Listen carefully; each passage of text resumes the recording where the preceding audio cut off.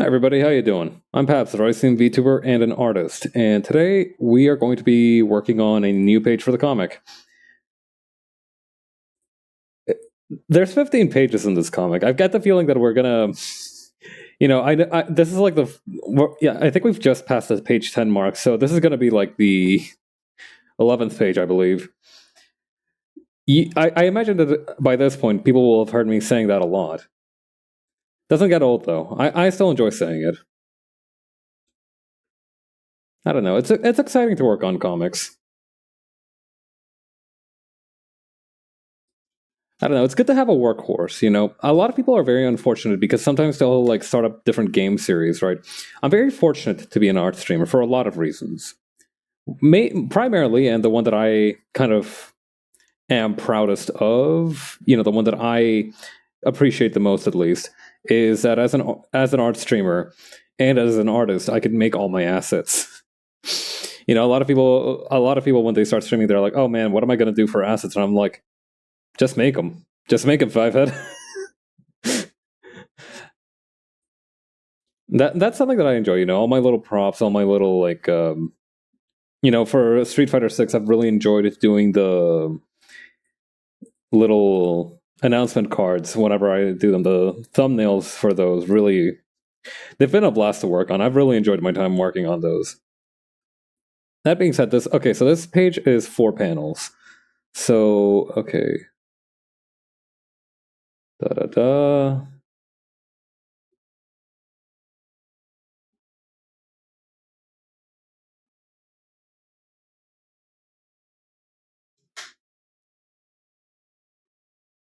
All right, I think I've figured out the flow of this one.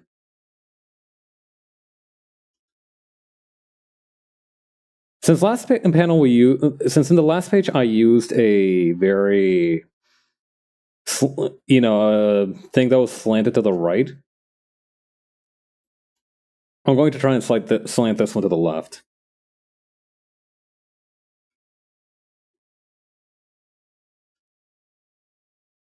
Let's see.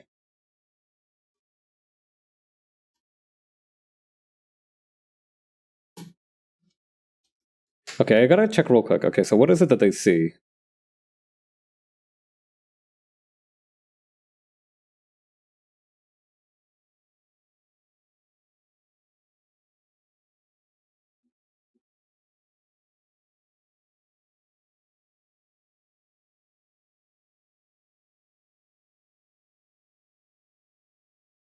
Okay. All right, I think I understand.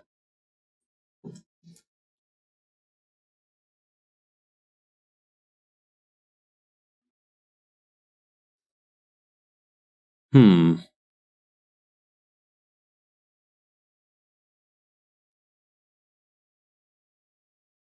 Okay, if that's how it's gonna be, then actually, what we might want to do. Did I just get rid of everything? No, I still have most of what I wanted. Okay, that's good. All right. So, different approach. We're not going to split up the first big frame.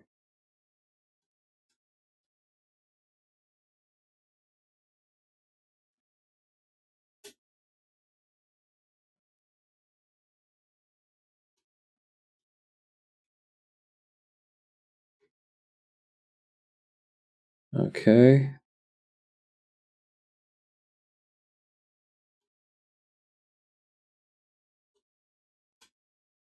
Okay, no, that's such a tiny panel. Look at it, it's so cute. Oh my goodness. Let's give it some more real estate, shall we? Seriously, the poor thing looks like one of those like tiny homes. It's undernourished.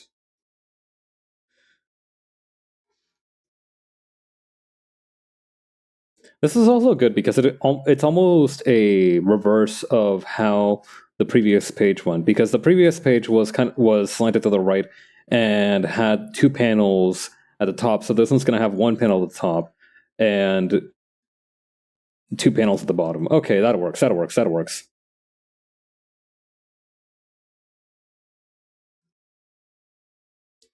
I actually kind of want to work on panel 3 first because I feel like that one's going to be the funniest.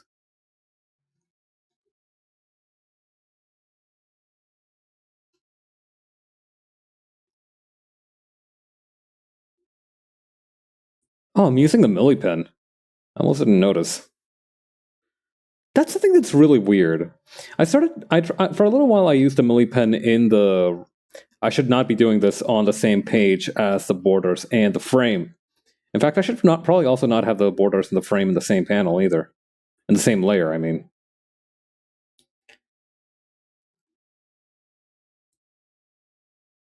Man, if I don't finish this comic by October, that means I will have been working on this series for a full year.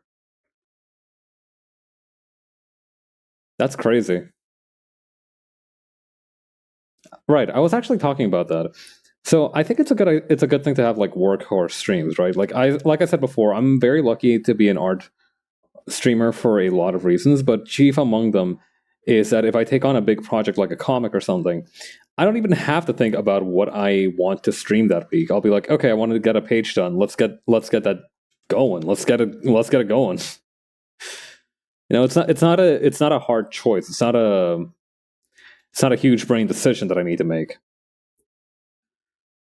Now, if I were like a like a game streamer or kind of like a more kind of entertainment oriented one, you know, I'm thinking like the Satsuduns and stuff that other streamers do, the like just chatting streams. I mean, this is kind of like a just chatting stream. I can talk about whatever the hell I want, no matter what. So it's not a particularly. It wouldn't be a particularly novel experience. I just wouldn't have anything to do with my hands. I don't know. I appreciate having something to do with my hands while I talk. I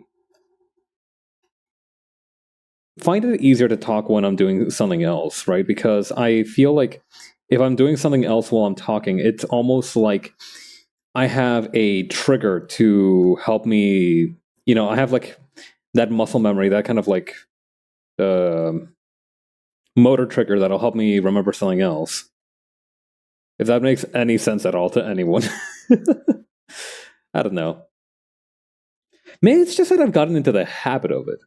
That might be it as well, that I've gotten into the habit of speaking while moving my hands. Because, you know, at this point, again, if we move into October, I'll have been doing this for like, this being streaming, not the comic. I'll have been doing this for no way, it's 3 years. 2 years. It'll be my 2-year anniversary. What the fuck am I talking about? 3 years. So that's not an insignificant amount of time. That's not like a small amount of time. 2 years. Many more, hopefully. I don't know. Obviously, you know, given the constraints of mortality, I will have to stop doing this someday, but I don't know when that day will be specifically. Then again, if those eggheads trying to splice human DNA with shrimps ever figure out how to make humans immortal, then I might not need to worry about that so much. I will have to worry about a whole other bunch of things, though. You know, just because we get forever genes doesn't mean we don't age, for one thing. Not to mention, if it really is like the shrimp genes, right? So, to give some context for anybody who's not familiar with shrimp genetics, shrimps, not shrimp specifically, lobsters, I believe. Lobsters don't die of natural causes.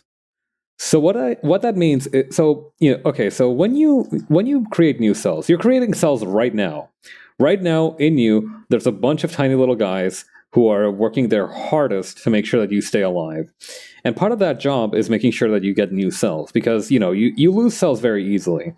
When you work at the level that you need to create a complex creature, you tend to need to work in very small units. And those units are very easily lost because, you know, it's not like you can be made out of metal. Oh, hell yes, rice piece time.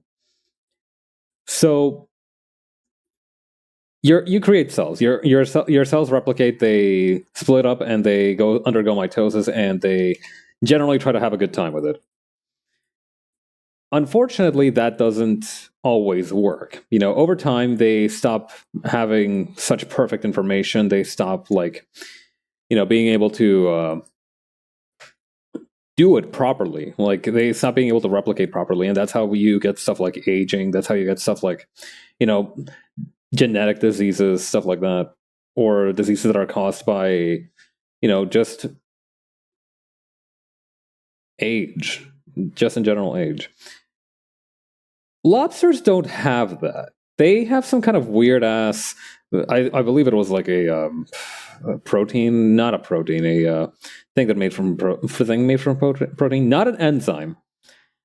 Catalyst? No, that's not the one either. Hang on, lobster immortality.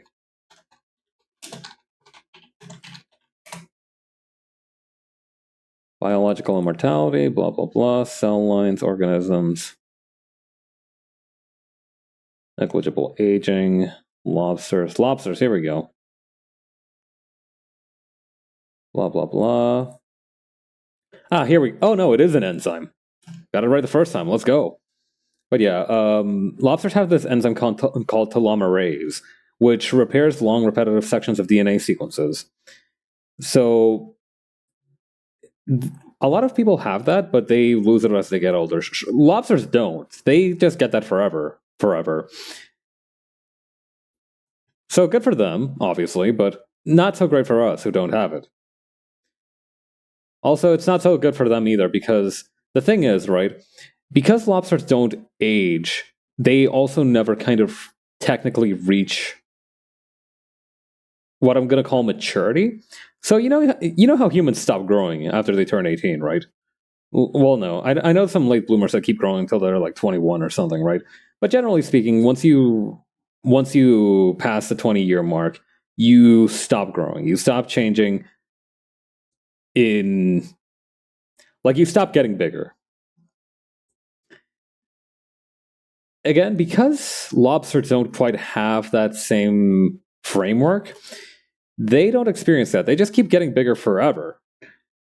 So eventually, they either become big enough that somebody finds them and turns them into a tasty lobster snack, or they get big enough that they actually can't molt anymore. Because again, they're invertebrates. They don't have skin. They got shells and shit. So they have to molt, every now and again. And because they keep getting bigger, eventually they're not going to be able to molt anymore. They're going to get so big that the energy that they need to molt is just going to be completely unavailable to them. And that's when they're screwed. Oh, man. Listen, the human body, the human physiology sucks like period. We have like weird knees, weird shoulders, weird necks. But I much prefer it to being an invertebrate.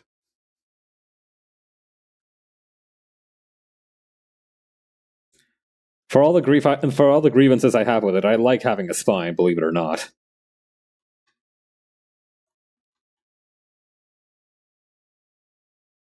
If I didn't have a spine, I couldn't suplex things. That's worth its weight in gold, as far as if you ask me.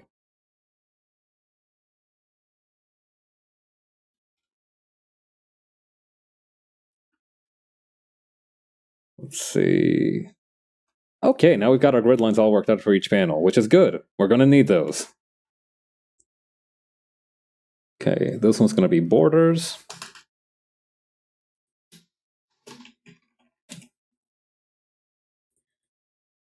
This one's going to be frame. And these guys are going to be lines.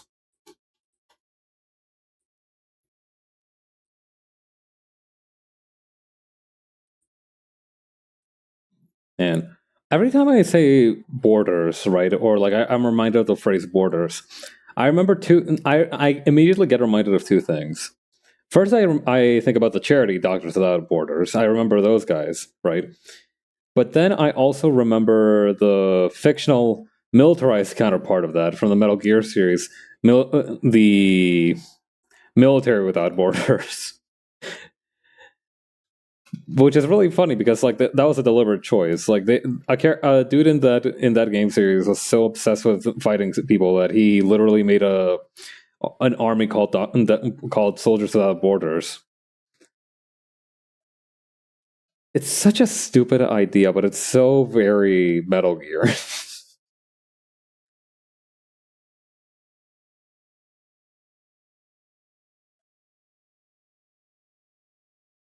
All right, so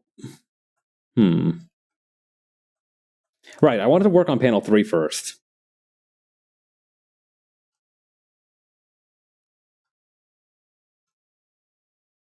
There we go.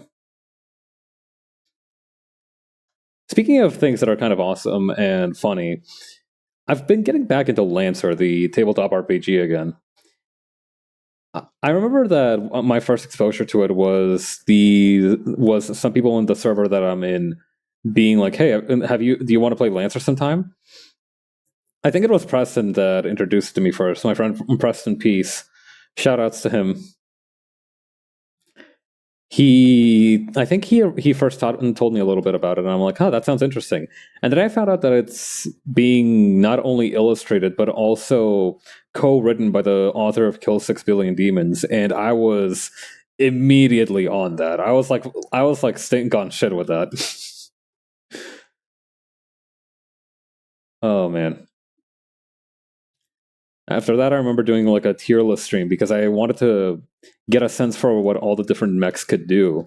So I just went through all the different frames and made a meme tier list based off of which ones I thought could kill me, and which ones I thought I could kill. Honestly, more showed up that I thought I could kill than I expected.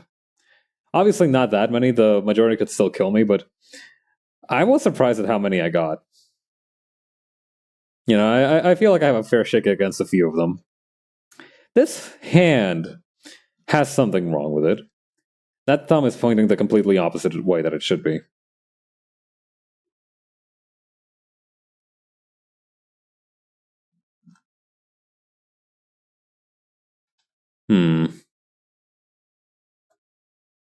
But yeah, I've been getting back into Lancer because a friend of mine, a friend of the channel, Pearl, has been posting about it recently, and you know, I kept seeing the memes, I kept seeing the like ideas for builds, and I'm like, gotta head back in there, gotta do it, need to have it. So for the past couple days, I've been just going into the thing about Lancer as well is that it's very accessible in terms of just getting in there. I mean, obviously, you can pay. You usually need to pay for the core rulebooks, but the thing is that they also made a website. There's this website, CompCon, that was made by the creators of the game.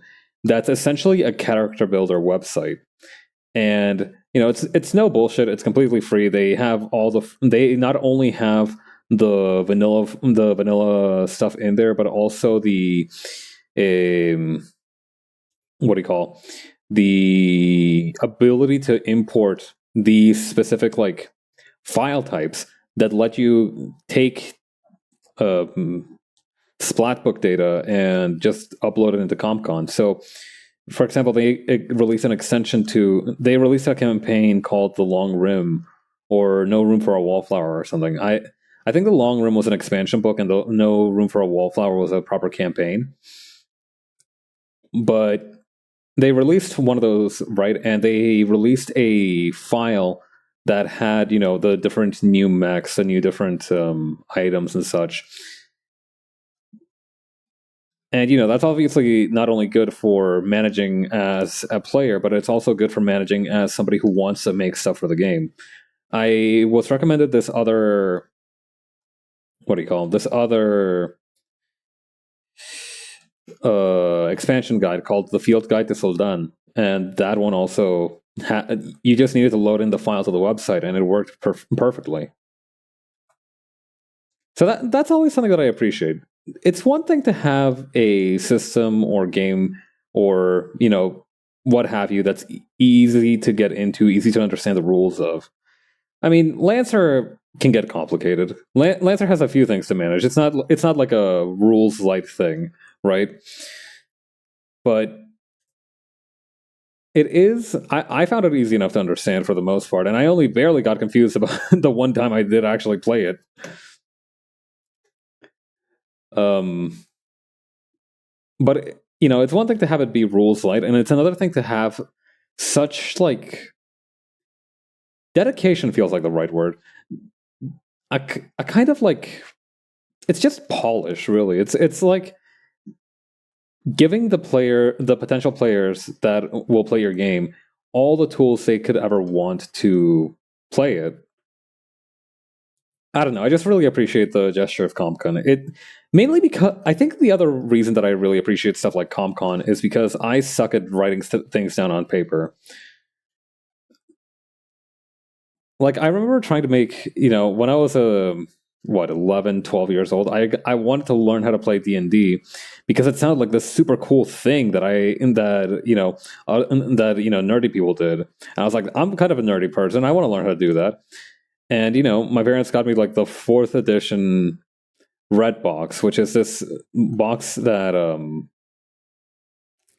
it's like a starter kit. This Red Box, it was a starter kit for the 4th edition. 4th edition, from what I'm told, is not remembered fondly. I mean, a lot of people also don't like 5th edition, which the thing is, right? Nobody likes there are people who will hate every edition, right? But I think like a lot of the grudges towards 5th edition is mainly because of just how badly Wizards of the Coast have been shitting the bed recently, and also because nobody will stop trying to use Dungeons and Dragons to play other games, which is understandable, right? In the end, a lot of the what do you call the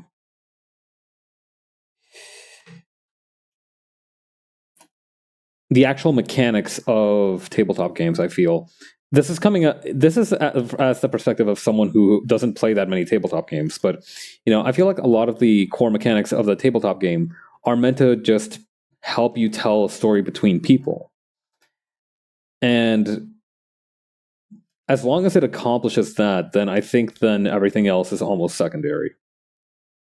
Because after that, everything else is just like the ability to make people like enjoy your game and have a fun time with it. No way, that I've got it backwards. The like that's the first half of it, which is the community building thing and like the storytelling thing. The second half of it is, just who are you trying to appeal to? Are you trying to appeal to people who love pouring through numbers and trying to get a cool ideas for builds and tell a story that way, or are you trying to find people who just write really like free flow stuff and don't need to worry about the number so much, who maybe have a distaste for that sort of thing. That is my take on it as an outsider, right? Again, I'm sure that people who have more experience and knowledge of tabletop games will probably have like differing opinions. Anyway, I remember people having like grudge towards 5th edition Dungeons and Dragons because somebody tried to make a Cyberpunk Edge Runners themed campaign for Dungeons and Dragons. Now, I'm not a super into cyberpunk or super into tabletop games, but I do know that there is cyberpunk was first a tabletop game. So while I do think like a lot of the grudges awards that are just like annoyances at most, I do feel like that one was particularly justified. That's like one of those dudes who, imagine, if you will, a guy who really likes like Honda Accords, and he owns like a Ford Freestar or some shit, right? Like he owns like a Ford car, but he really likes the Honda Accord, right? Like he talks about the Honda Accord. He like watching an anime about the Honda Accord. He's really into the Honda Accord. So, but instead of buying the Honda Accord, he goes and he mods and spends a lot of money and time and manpower to mod his Ford Freestar into that Honda Accord.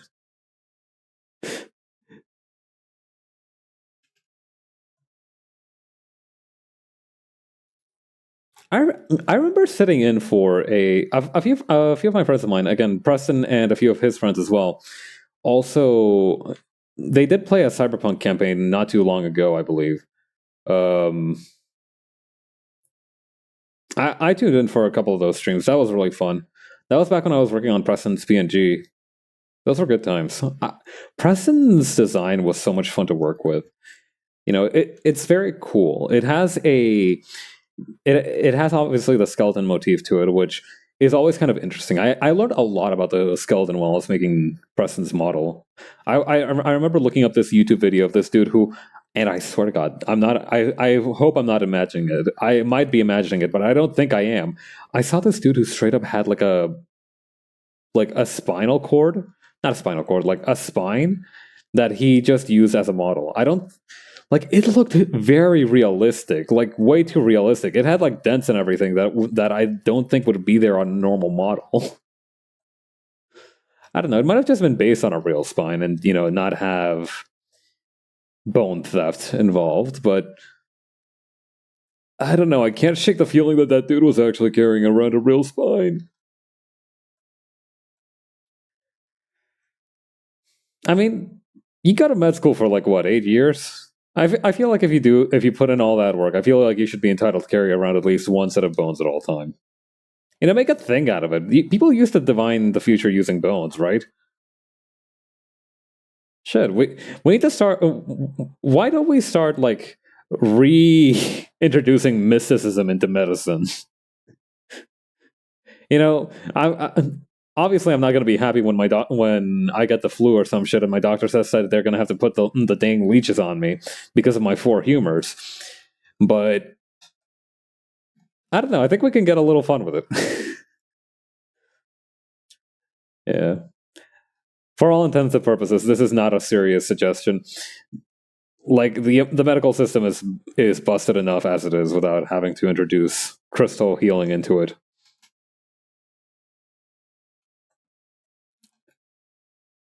Like taking this a step further, not the Tumblr bone witchism of it all. Listen, the Tumblr bone witch isn't infamous because she had real human bones. She's infamous because she stole them. All right. If you're ever given bones freely or you pay for them, then I think that that's technically a different story. Still weird, but different.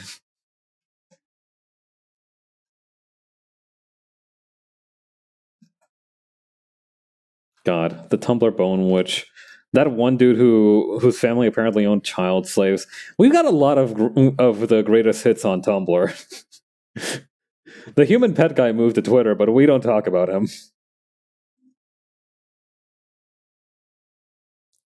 Fuck, I hate the human pet guy. Classic post though. Classic.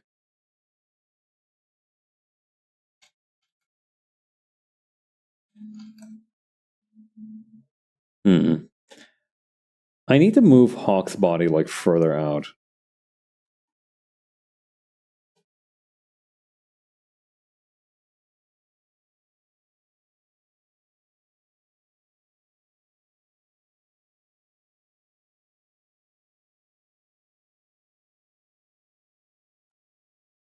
God.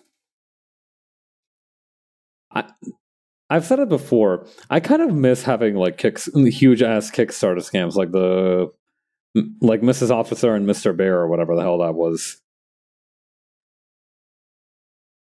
Like I feel like not enough people have learned the hard way not to fall for a grift. I mean, nowadays they're all on TikTok trying to grift people into like buying their hematite rings or what have you. But or that one lady who was selling like non FDA approved condiments. Like the grift is still very much alive. I just don't look in the places where it's now regularly conducted. I'm looking for mosquitoes in the Arctic, essentially.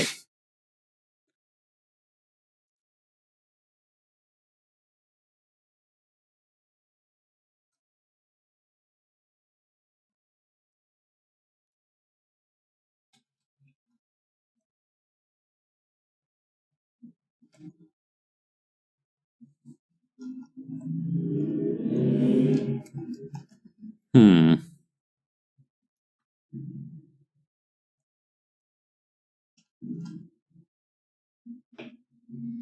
I'm kind of wondering what hand gesture I should put for here because this is like her stressed out that Amelian's gone missing.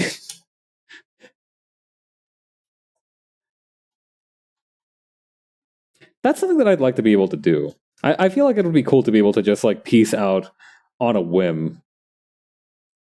That's why teleportation would, a lot of people say like, what if you had one superpower, what it would be? A lot of people say like time manipulation or teleportation, right? Like those are the two biggest ones. Or like I have every power, but those guys are killjoys. You know what I think it is? I think that I need to move the hand a little bit. Oh yeah, speaking of of weird superpowers, let me tell you about the Lancer builds that I've been cooking up. So first up, a lot of the ones that I've been working on this time around are basically for the kind of extended universe that I've made for the.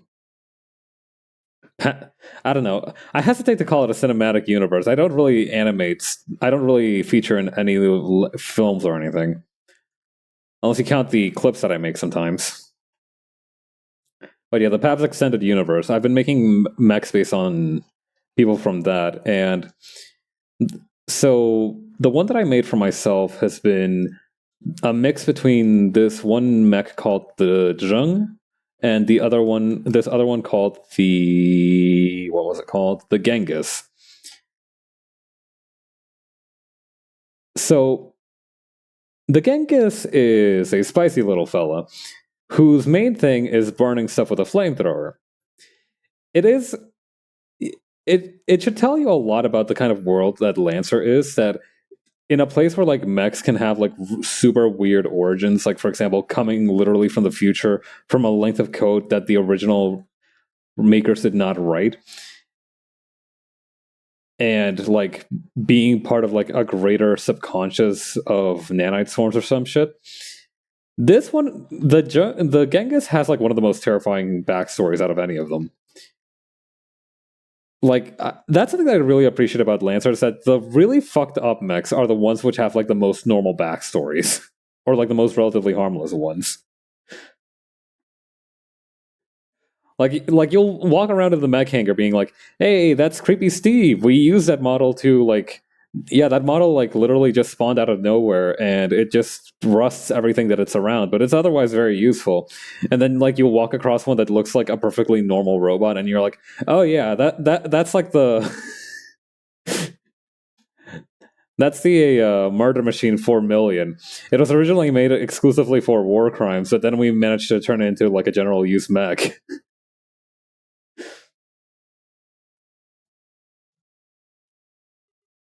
And the worst part is that, like, at least two of the two most famous examples of this are the obviously the Genghis and also the Caliban, which is gonna come up later. But yeah, the Genghis's thing was that it was used in a very aggressive form of deforestation. Foliage management is the phrase that is officially used. But essentially, the idea was that they would create a mech that could use a very powerful flamethrower to wipe out an alien species. And oh boy, was it good at its job.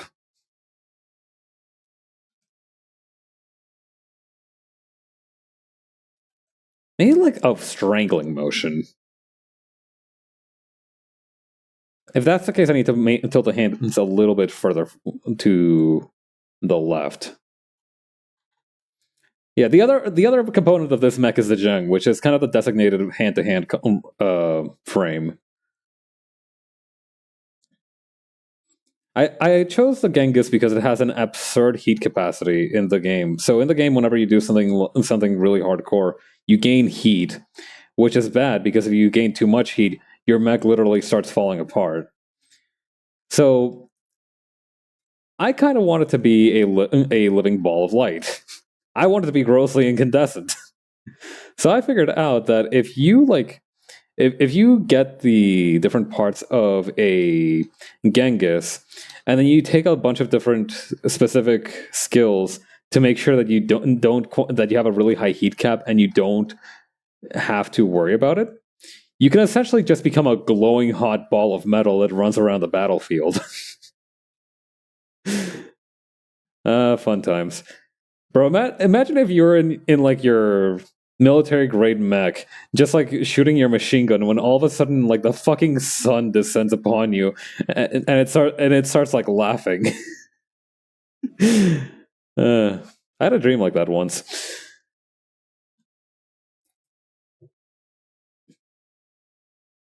Oh yeah, I was gonna talk about the Caliban a little bit.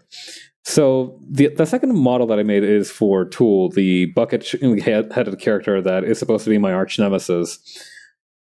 Supposed to be is the key operating word here. Supposed to be is doing a lot of the heavy lifting in the character dynamic I'm about to describe. So Tool's mech is based off of two frames, the Raleigh and the Caliban. The Raleigh is very simple compared to a bunch of the other mechs because its main thing is just having guns. That's all it does. It just has guns. Small guns, little guns, big guns. They have to shoot bullets, but that's really the only thing that is required. Not even actually, because a lot of its powers are based around like being able to reload quickly. And normally you don't have to reload a bunch of weapons. Like for a lot of the weapons you don't need to reload them, but some of them have this tag that's called loading, which means that in order to use the weapon, you need to load it first. So that's what the Raleigh is good at, weapons that you need to load first. It also has a gun in its chest, which is kind of fun. The second part of it is the Caliban, and again, this is one of those cases where like the more normal looking mechs have the more fucked up stories, because unlike the Genghis, which has the phrase total biome kill thrown around in its origin story, the Caliban is made just to murder people. It is very much a like military efficiency robot. Because the thing is, the galactic society had a little bit of a pirate problem when it was traveling out to like the further reaches of the galaxy, and if it started becoming very costly to fend off all these pirates all the fucking time.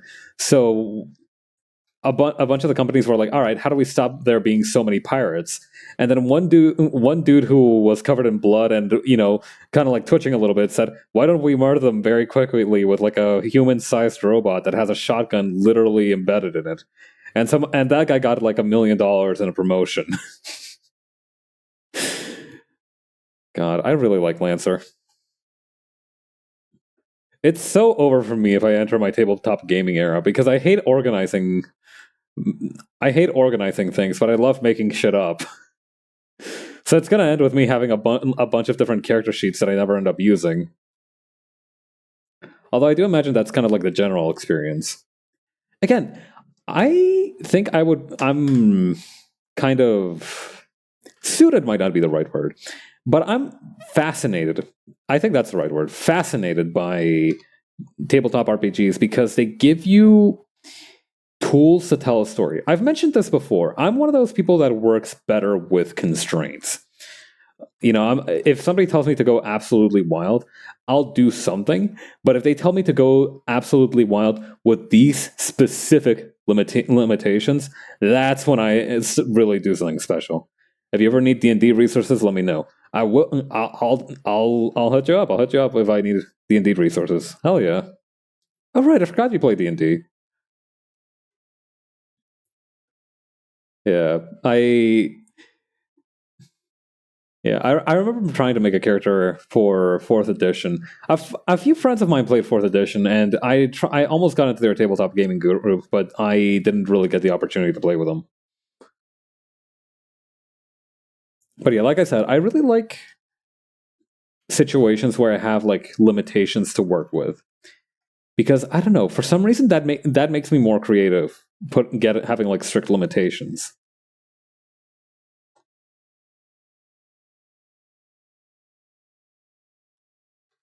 It's also good having the resources and the space you need, of course, but I don't know. For me, having those limitations is super important.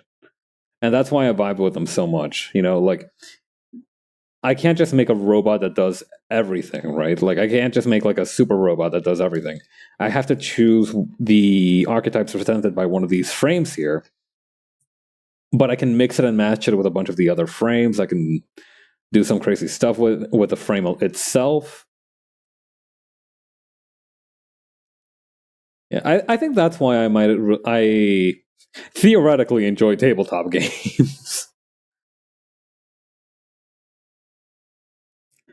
Not to mention, I really got lucky with Lancer because like I said, it's made by a dude whose creative ideas I trust. Like the guy that made Kill 6 Billion Demons. If that dude said like I'm making a tabletop game, and he's made two by now. There's not just Lancer. There's also Icon, which he also posts art for sometimes, and it slaps. The Icon is a much more traditional like fantasy tabletop game, but Lancer is kind of the one that I'm the most familiar with.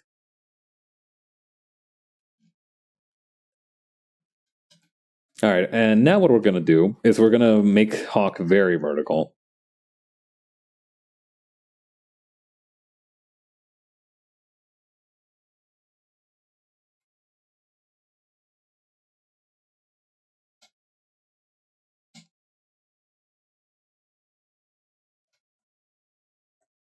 There we go. We can get rid of these other Grolixes. Is that the one? No, Grolixes is when they're swearing and it needs to be censored. This is just like a effect.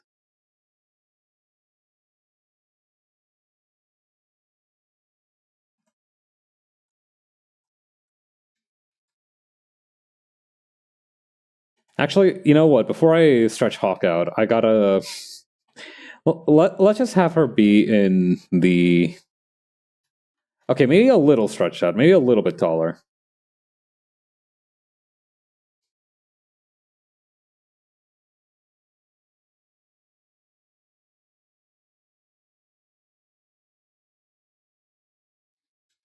Dude, there's this other RPG that Pearl's been talking about, Gubat Banwa, which is also really getting my attention.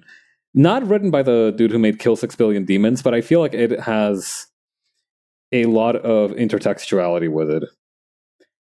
Imagine if like instead of like all the cultures that Kill 6 Billion Demons takes inspiration from, the primary inspiration for this one is Filipino culture. Well, no, I imagine that it's a lot of Southeast Asian cultures, but the one, at least from what I've seen, the Filipino cultures are one of the main ones represented.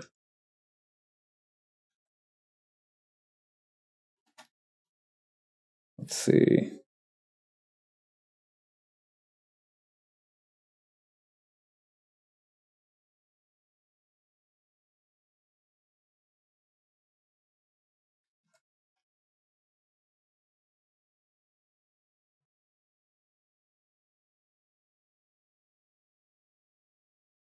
Okay, so this other part is going to be a million just kind of vanishing in a puff of smoke.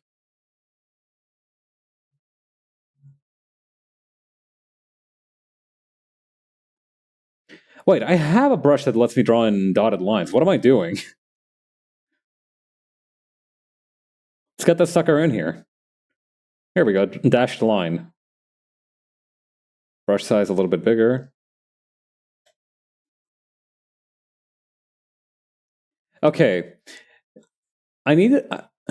I'm going to use like the noble woman anime laugh as the pose for this.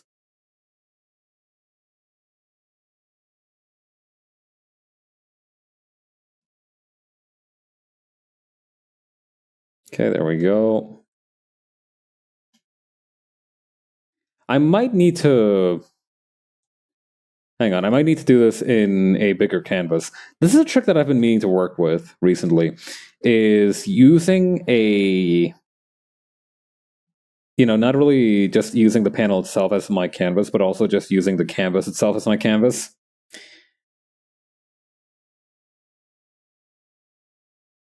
Hold on. Okay, this would go over here.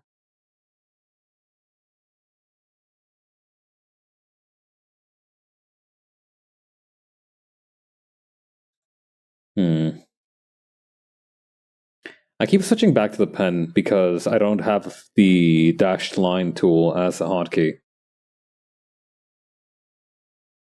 Which is not a complaint. I don't know. I feel like hotkeys are one of those things where you need to have a precious few of them to really make the most of them. You know, you go into Blender, you have hotkeys for like 6 billion different things. I have a limit of, I want to say like 12. I have 12. I have like a 12 hotkey limit. I've mentioned this before. Though what I use to draw is obviously a tablet, but instead of having one of those little like tour box thingies, right? What I use is a numpad, one of those 10 keypads that I've made shortcuts in CSP to use. So, for example, and I use it sideways. So, I have, I have the 9 number, I have the 10 numbers, the 000 number, the dot number, the enter key, backspace key, minus sign, plus sign, asterisk, slash, and the numlock key, which is useless because I don't, that disables all the other ones. So I'm not going to use that. So I have 8 setas. So I have this. I have it sideways. So I have the 8 set as the pen. I have 5 set as the hand, 2 set as the bucket tool, 9 as the eraser, 3 as the eyedropper, and 6 and 4 as the zoom as a like zoom in and out buttons. And this I've made it work for me, which is insane because I don't think I don't even remember why I thought of this idea, but now it's like integral to my workflow.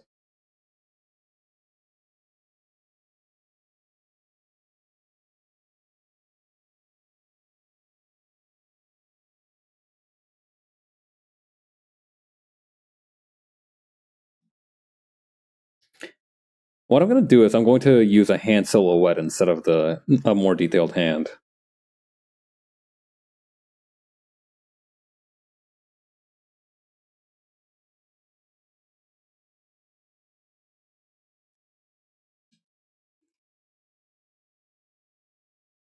I'm also going to rely more on the actual shape of Emilian to make her outline rather than the inner parts, because I think like having the inner clothing like dotted as well kind of takes away a little bit from the effect.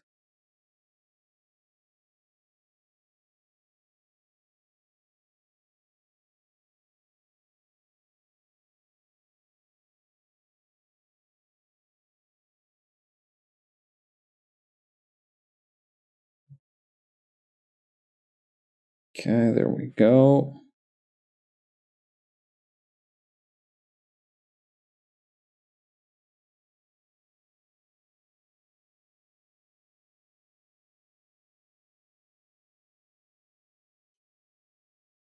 Okay, so 3 things. 1, hand needs to be smaller. If you zoom in on it and don't focus your eyes too much, this looks a little bit like the shape of a car. Beep, beep.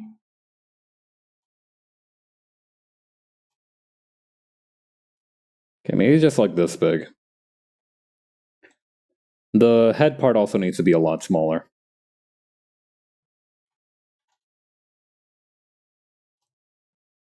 That's too small. See, now we're going too small.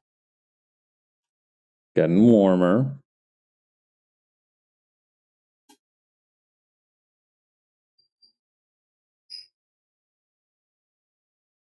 All right. This is something.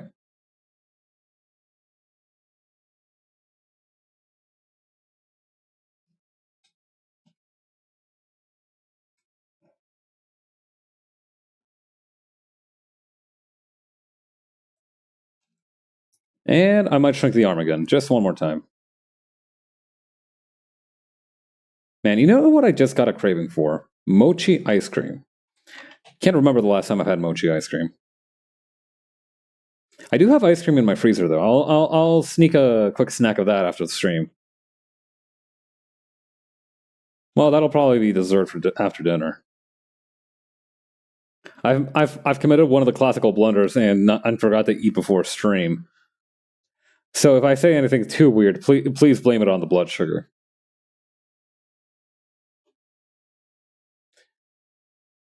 Mmm. Yeah, ice cream is like one of those super infectious foods, like popcorn, for example. Popcorn, I feel like when somebody brings up popcorn, you also kind of get the urge to eat popcorn a little bit. Rest in peace. Yeah, I don't know. I feel like streaming is one of those things that you can do on an empty stomach, you just shouldn't. Actually, you know what? I take it back. If I've said anything weird ever, please attribute it to low blood sugar.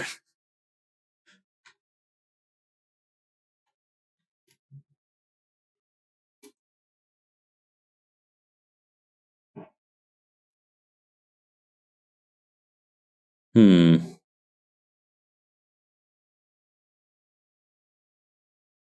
Could I just like put her over here?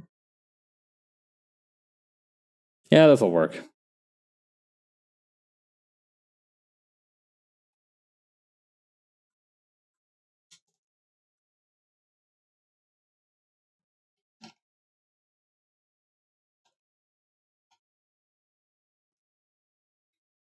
I need to work on these hands a little bit. I also need to remember that this is not going to be the last draft of it, right? But, I want to have nice hands.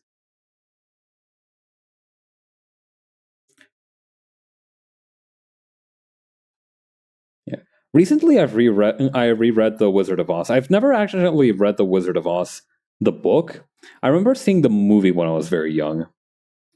Yeah, I remember that for some reason. I don't remember if it was like an after school activity or something. I think it must have been.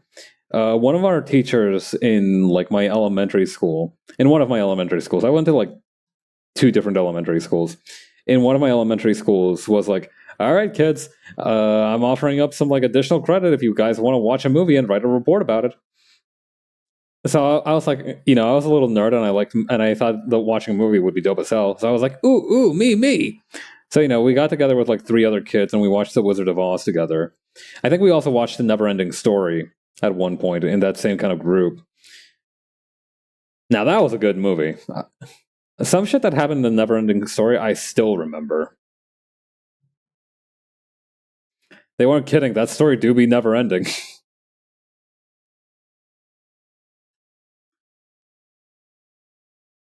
Anyway, I remember watching that as a kid. I never read the book. I remember trying to also read Alice in Wonderland as a kid, but I didn't manage to get through it. But this is a children's book, right? I basically crushed it in like 2 days because it's like 300 pages and like 40 words maybe per page. That's an understatement. It's definitely more than 40 words per page, but you get the gist.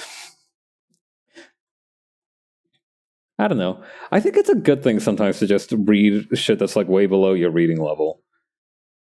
I don't know. It like inspires confidence. It's kind of like doing like low reps to get back into exercise. It's like you read this one thing that's very easy to read. Now you feel a little bit more confident about your reading abilities, and you can read something more powerful.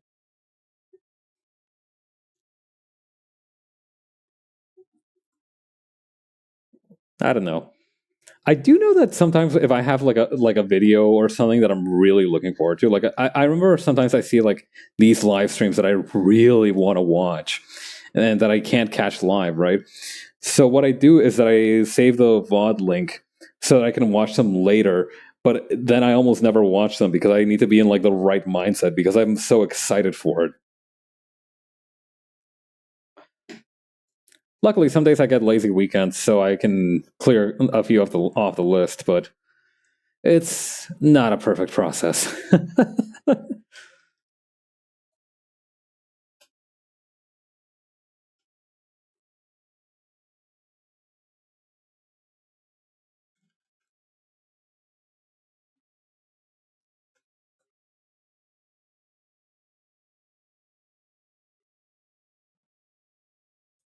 Okay, there we go.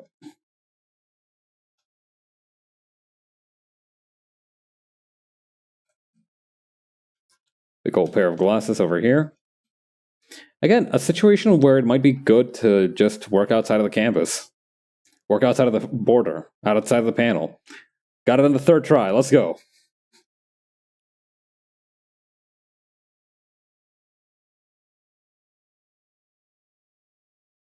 I like drawing Horatio's faces.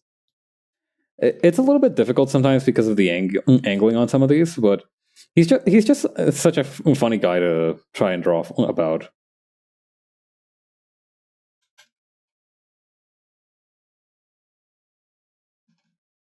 Let's see.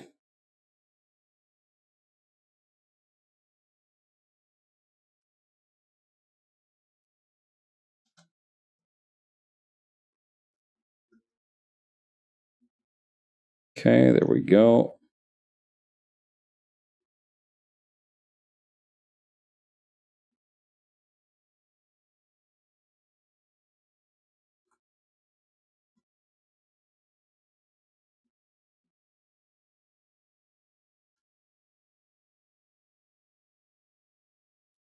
Here we go.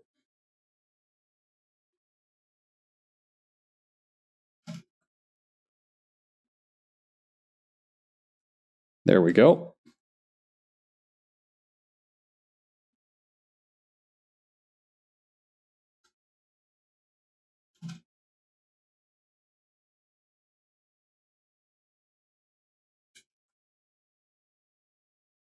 Okay, now we shrink it down. It's just good to have more space to work with. That's the other thing that I've noticed as well. I can work. Oh no! Oh no! I took the cap off of Hawk's helmet right here. God, I remember seeing this one post where somebody said that like their dog was like trying to get at their buzz razor when they were like getting a haircut or something, and as a joke, the person kind of like waved it over to the dog's head, to kind of like include them in the activity, make sure that the dog felt, included in the activity. But the dog jumped up right at that moment, so it left like a perfect little like hair, like bit of sheared hair that looked like a coin slot in the dog's head. The dog was fine naturally, but it's oh god, such a funny little guy.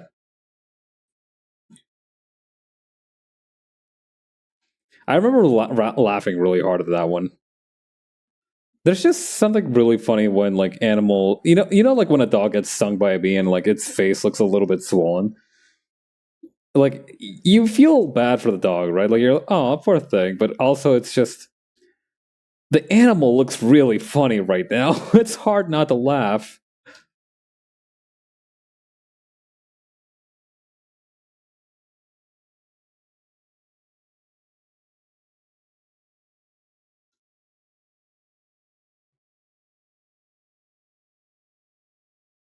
Okay, if I were to catch something, okay, man, the day that I try to make a model or have a model that has hand tracking, it is so over for me. Like I've gotten so used to not having to worry about like what my hands are doing while I'm streaming that I'll just like I'll scratch at my face. I'll like you know I'll like talk with my hands. I'll wave them around a little. I'll do all that. Seeing how that's going to animate, I have a distinct impression that if I see myself animated like with my hand gestures, I'm going to lose my marbles. Good thing there's a high barrier to entry to that. I'd either need to invest in one of those Mokopi things or, make a live 2D model with hand tracking, which is just not happening. Nuh-uh. No. I did get the idea, right? If you have like a person who has just like a helmet,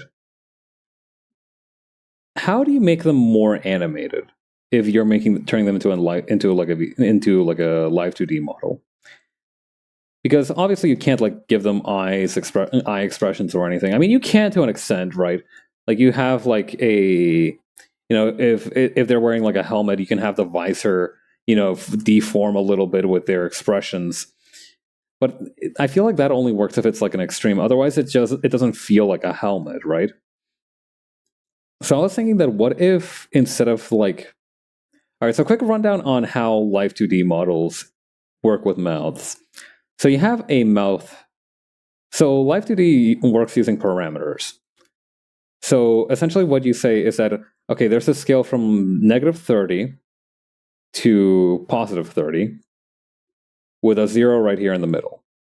So what you're telling the program is, okay, when the thing that this parameter is tracking is at 30, it has to look like this. And then when it's at -30, it needs to, oh wait, no, this would be for like expressions. So it's when it's at 30, it has to be like a big broad smile, very happy, and then when it's at -30, they look miserable. Right? 0 being like neutral.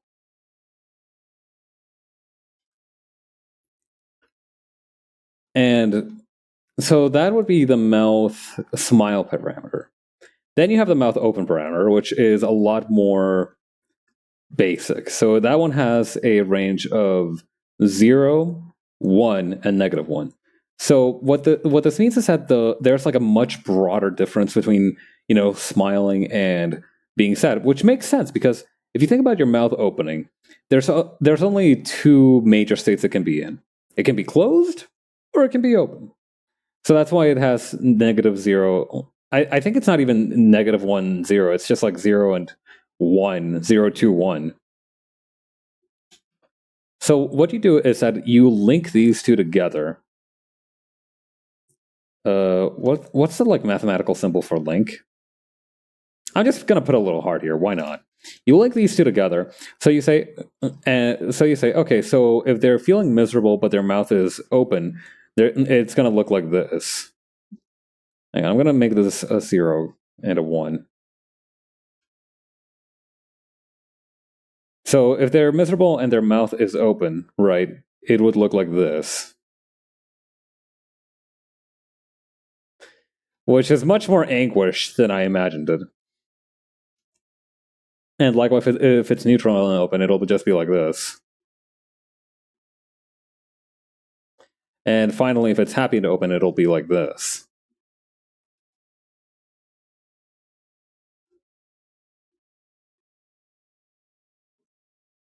Right? So what I was thinking is, instead of having these correspond to mouth movement, you could make them correspond to kind of like a hand movement. The problem is that,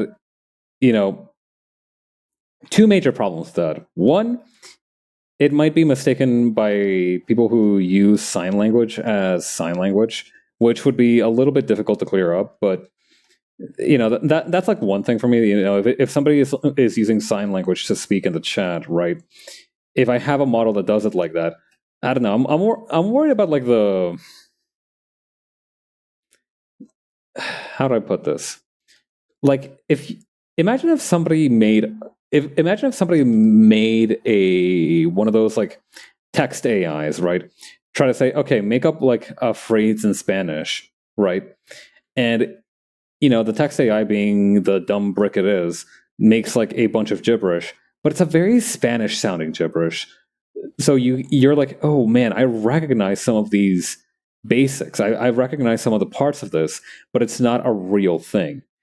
It's a very strange feeling, and it's hard to explain if you've never experienced it before. But it's like, I don't know. I hate the feeling. I like really dislike the feeling of like feeling like you should it's like the same feeling that I get when I listen to like Portuguese or something like that, right? Or like almost like French even. Like I feel like I know these. They're all descended from Latin. They all have roots in Latin. But they're not the ones that I know. They're not the part of my family, essentially. And it's just a very, very weird experience. So that's like my main concern with that. I don't know. I feel like that you could have like a middle ground though. Like it doesn't need to be like that many different hand movements. Just like a few of them to show whether they're happy, sad, or something like that.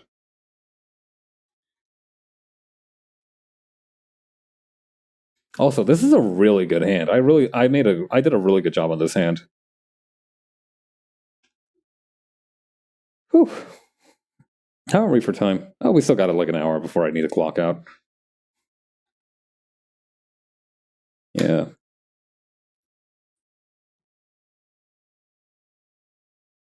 Oh yeah, get this. So I read in my newsletter today that apparently I feel like today must have been a slow days in like business news because the newsletter that I read usually started talking about ice. Yeah. They started talking about like the companies that make customized ice. So obviously that is very much like a luxury thing. Like this is the sort of thing that a big banquet would blow a little bit of money on to really like sell them the experience. I read about this one company that, for example, can make customized ice cubes that have like flowers and stuff in them that are uniquely for your event. Imagine like how like some people pay for like their weddings to have unique bouquets. Same deal, but instead of like a tangible bouquet, it's just an ice cube.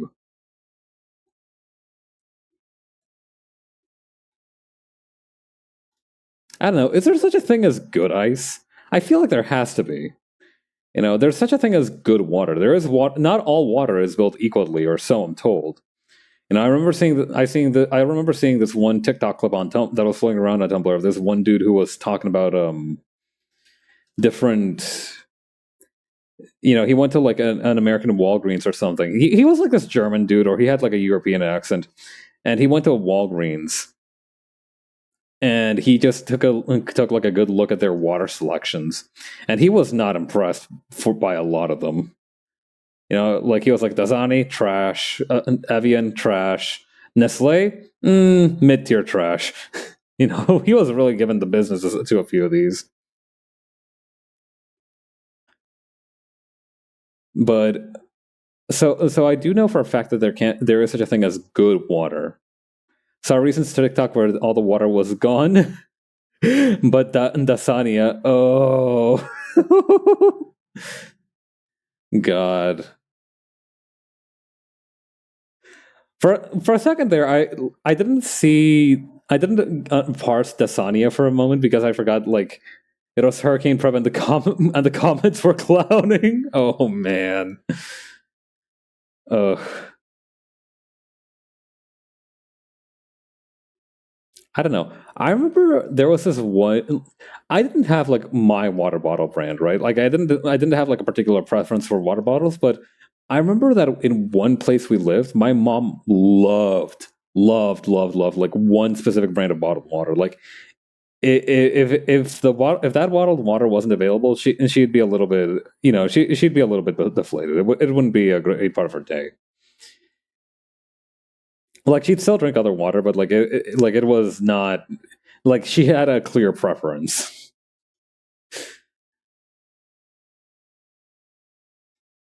God, I remember I didn't parse the Sanya in that first one, so I just saw the phrases this recent TikTok where all the water was gone, and I'm like, oh my god, it finally happened, the fucking Team Magma ending.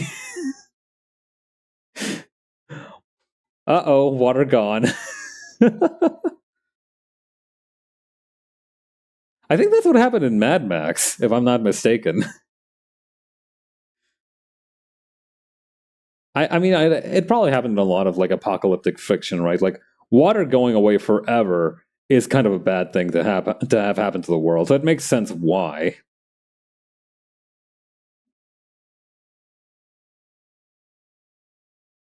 I too would be bummed if water was gone forever.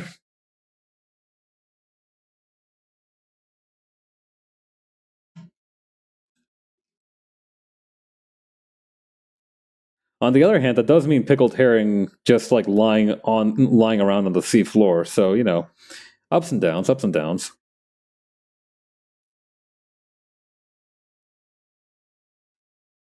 Wait, no, pickled herring stinks like all get out. That would be hell as well, too. I don't know. Maybe you'll get lucky and get some fish jerky instead. I don't know. Can he turn fish into jerky? I feel like I've never seen fish jerky before. Jerked fish. I don't know. Let me see here. There has to be, right? No, there definitely is. I remember seeing like I think that they use it for dashi in Japan, right? Yeah, salmon jerky. Here we go. Check this out. Look at that. It's kind of tempting, isn't it? You know, I'm into it. I'm into it. Oh, dude, check out this one. Look at that. That looks beautiful. That looks so nice and like spiced. Perfect smoky orange brown.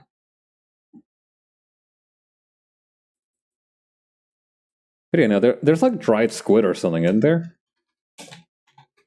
and people use that for dashi and stuff. I remember when I was young, my mom would always buy this one packet of, yeah, this one.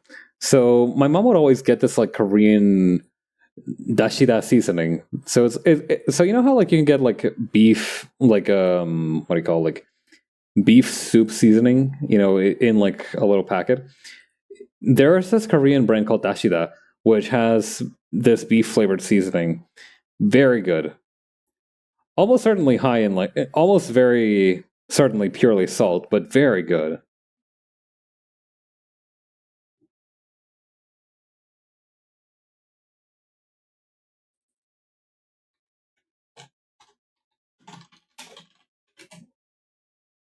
Yeah. I do wonder what other kinds of mysterious seasonings we can unlock through other cultures. Okay, I said that as a genuine thought, and I forgot that that was like the whole business model of the British Empire, circa the 1800s, and still to this day, to some extent.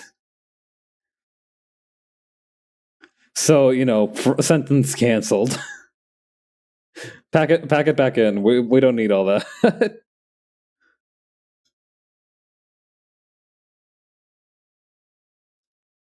Just keep going to the Asian grocers and don't say anything.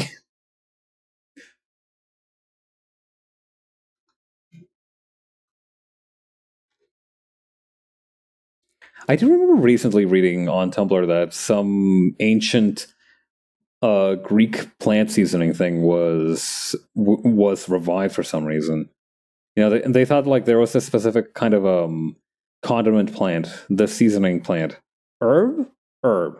There was this herb that was extinct, but apparently it's not extinct. I do wonder how shit stops being in. Hold up, why is Rice Beast over my captions?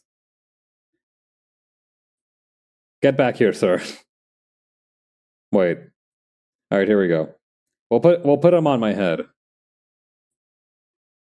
This way we have full rotational mobility. Silphium? Silphium? Yeah, that might be it. Silphium, I think. Yeah. How does shit stop being extinct? Like, don't get me wrong. I'm not mad. I'm not mad or anything. I'm just wondering, like, if we say that it died, I thought that was kind of like the last word on it.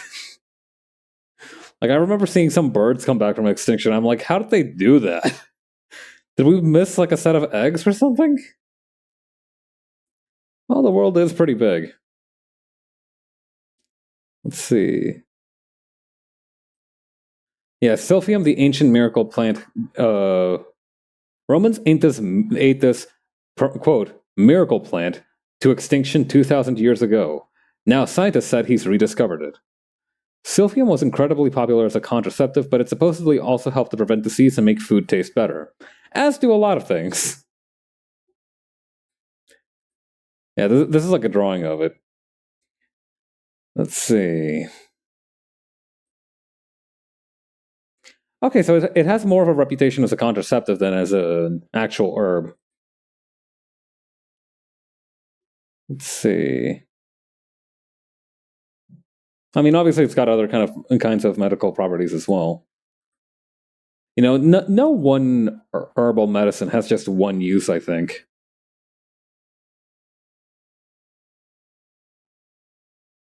Hmm.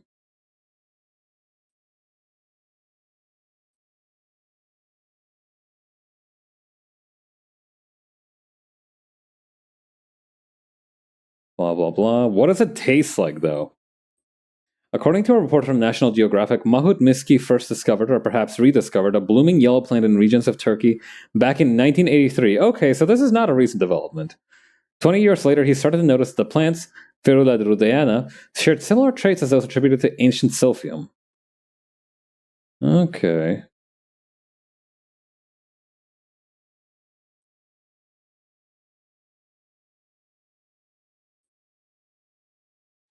Oh, okay. So he found a set of, so the way that it was is that the guy that rediscovered it found like a modern day version of it, and then he dicked around with the genome of it until he found the actual one for Silphium, from what it seems. And I think that's also how a lot of extinct things are bred back into circulation.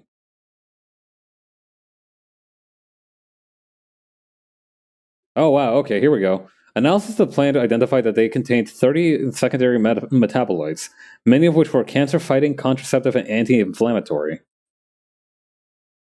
Okay. But has he made one of the flowers? You find the same chemicals in rosemary, sweet flag, artichoke, sage, and galbanum, another feral plant. It's like you combined half a dozen important medicinal plants into a single species. Or so he says. Hmm.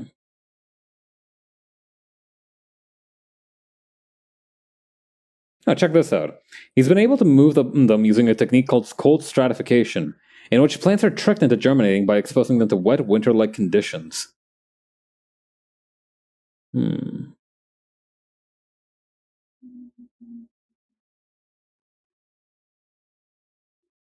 I don't know. I hope he. I don't think he's actually made one of the ancient plants yet, but he does. He was able to find like the genome in them, which I think is a pretty good step forward. Man, Jurassic Park would have been a lot more successful as a business venture if it was just like reviving ancient plants rather than reviving dinosaurs.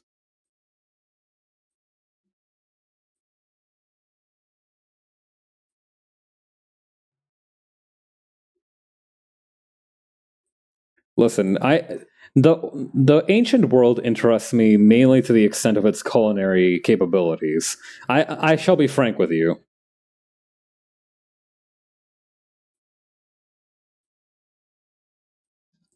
The thing that I'm most interested in about like historical shit is how it tastes.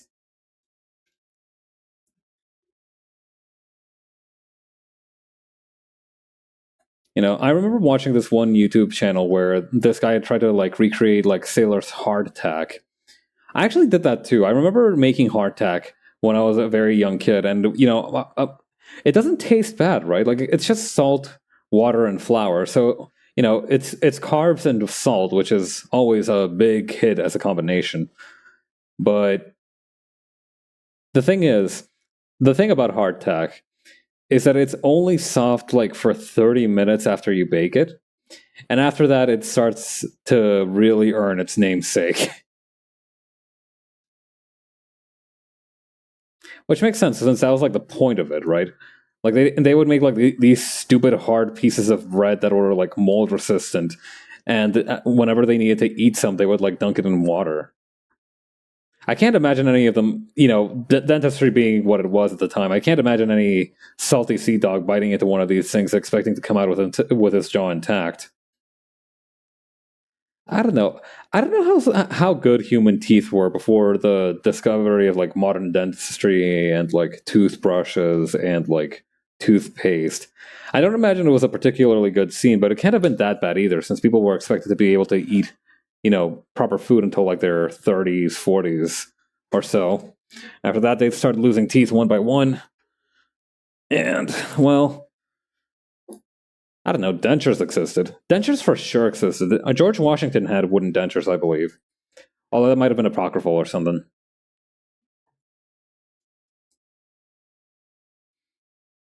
Every now and again, I remember how George Washington died, and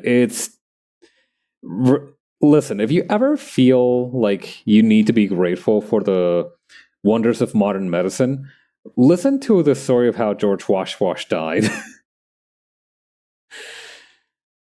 Because it is quite something. They essentially, this dude caught a cold when he was out horse riding during like a rainy day, right? So what ended up happening is that he caught a cold, and back then colds were serious shit. But this is also the time when bloodletting was super popular as a method of healing people. So what ends up happening is they essentially take more blood out of him than was originally in him, which is only a slight exaggeration for what actually happened. No, they obviously he still had more blood in him than out of him by the end of the thing, but well, no. Essentially, they bloodlet him so hard that he just did not have the strength to recover, and then he kicked the bucket. But like the process of it all was just like really drawn out. Essentially, I think it was for like 4 or 5 days that he tried to heal, and every other day, like they were like, he's not healing fast enough. Bloodlet him some more leeches, and well, that went about as well as you'd expect. Believe it or not, trying to extract blood from someone who's already dying is not a winning move.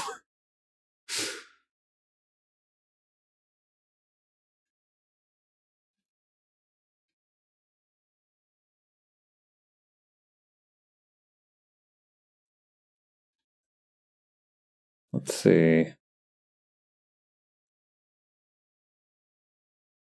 Yeah, I remember that there's only like very specific situations where actually hurting someone helps them, right? Like getting poorly set bones to align properly, or I think there's also like when there's liquid in the lungs, it's actually a valid move to puncture them because that somehow drains them.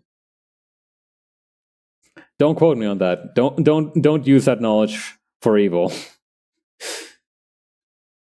It's something I saw in Mad Max like literally once, and I was like, okay, that's cool. That's a real thing you can do. To clarify, I didn't see it in the movie and immediately assume that it would work in real life. I did actually do some research as like, yeah, why did he stab that person in the chest to heal them? And then I read that apparently like that is a valid move in medical. It's a valid move, but it's not one that you want to. It's not a party trick you trot out too often. For obvious reasons. Malpractice lawsuits. With the state of Western medicine being what it is, imagine you go to a hospital, you get stabbed, because your lungs feel funny, you get stabbed to drain them, and then your doctor charges you $8,000 to stab you.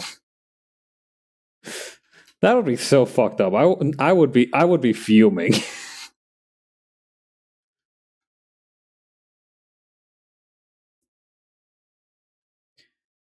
Like they just have this one dude who just really likes stabbing people on payroll specifically for this one procedure.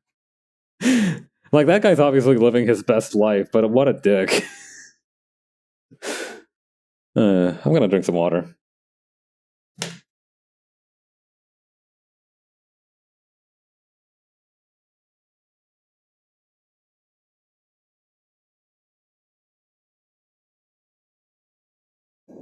Oh yeah, I was talking earlier about ice. So, like I said, I think that must have been like a slow day for the business newsletter that I read, because the studies that they linked to, right?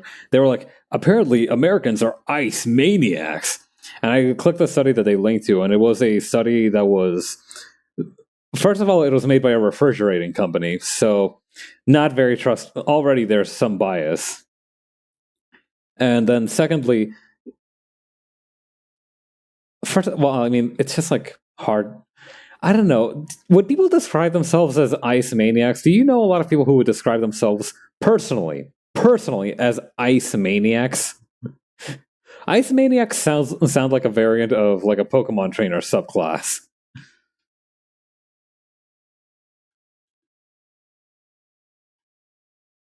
Anyway, who cares that much about ice? I mean, polar bears. Polar bears would be pretty into ice, but I don't think they surveyed polar bears. Is the thing. Anyway, I learned through that apparently one of the alternative. So you know how like back in the beginning of the pandemic, back when everybody was locked down, there was this huge fucking craze of making sourdough bread.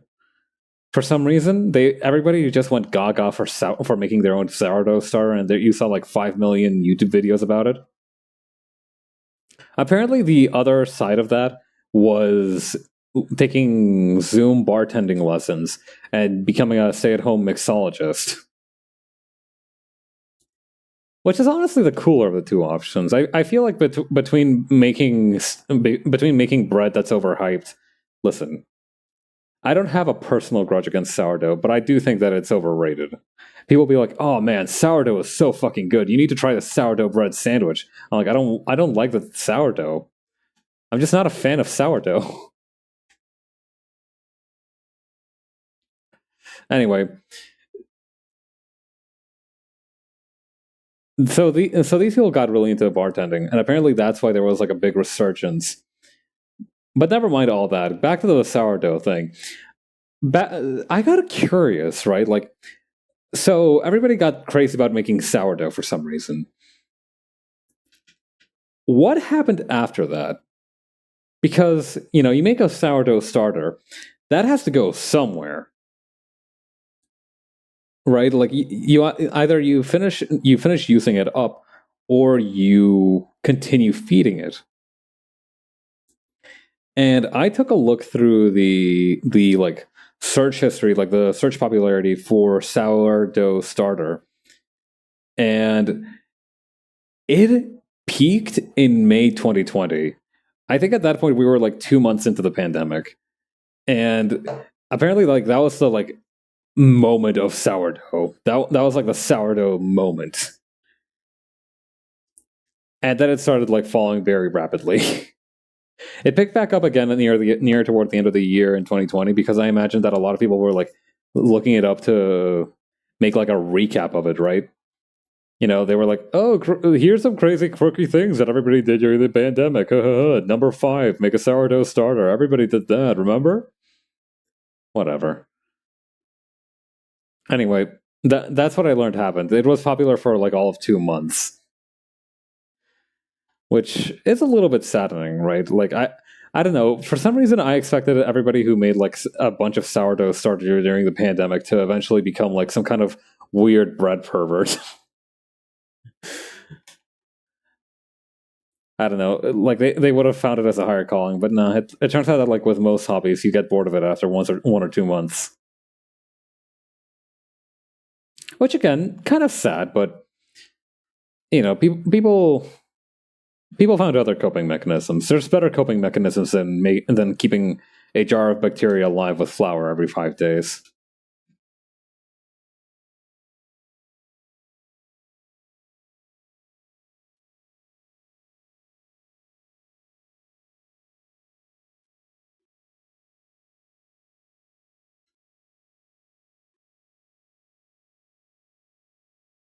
Hmm.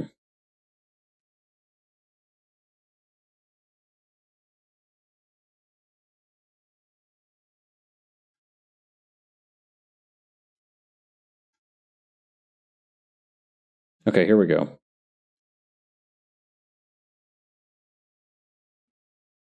So we have the left arm swinging backwards like this. And then we'll have the right arm flicking the the data disk towards a ratio.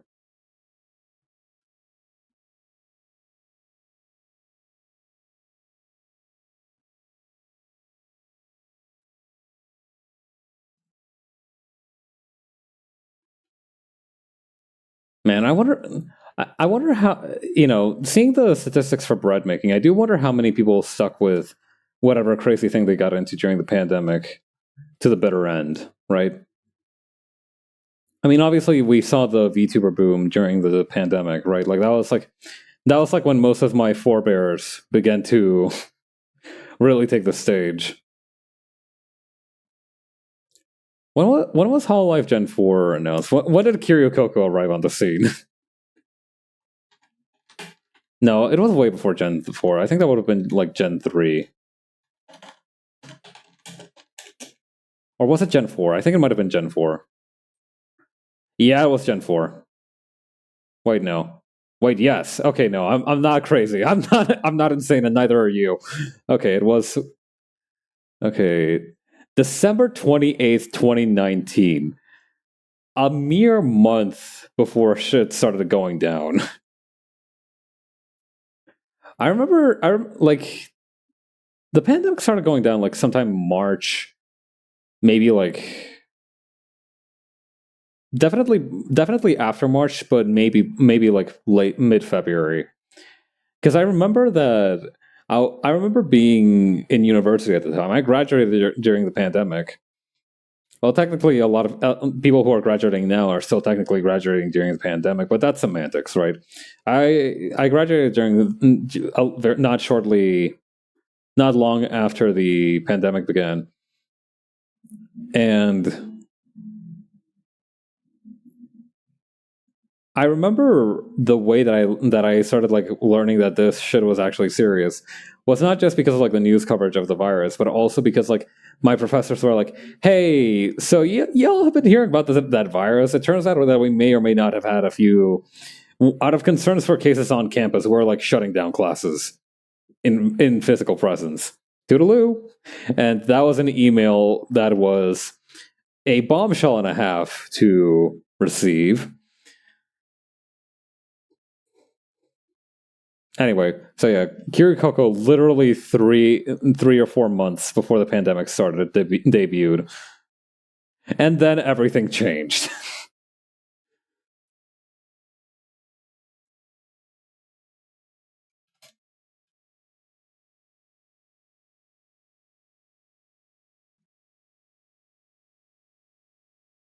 Yeah, always the biggest salutes for the OG.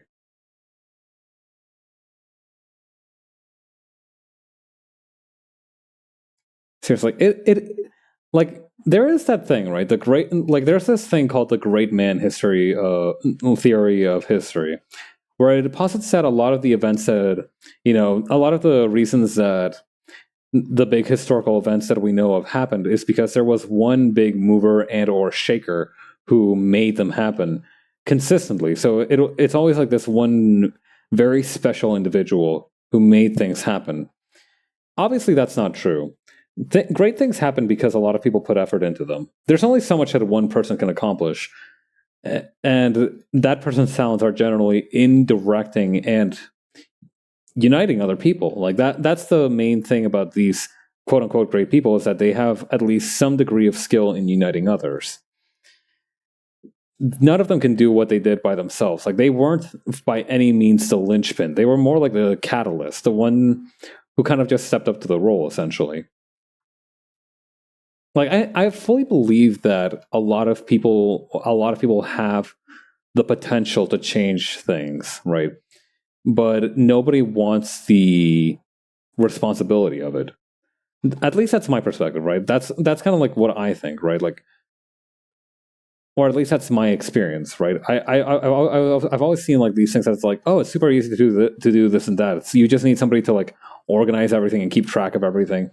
Finding somebody who is willing to devote their time to that and have the passion to do that well is the most difficult part of organizing anything. Especially that goes especially double if it's you, right? If you're the one coming up with the idea, that generally means you also have to be the one to kind of like shoulder that administrative responsibility. So it's difficult. It's difficult to step up. I mean, some people are glad to do it, and the problem is that those people are generally the ones that are least qualified to do it, and what have you. But anyway, the great man theory, or like great person theory of history, is obviously flawed in a lot of ways. But when it comes to stuff like media and, especially like media that involves new technology, I do believe that without Akira Coco, without the things she did, we simply would not have an English speaking VTuber community. It would have, somebody else would have done it. Somebody else might have done it, but nobody would have done it like her. So yeah, we give respect, we much respect to her. Where winky face emoji wherever she may be now. I mean, most people who care about that know. Most people who care about what she did, right, know where she is now, right? Like, it's kind of an open secret, but like one that's should still be respected. Nevertheless, I feel.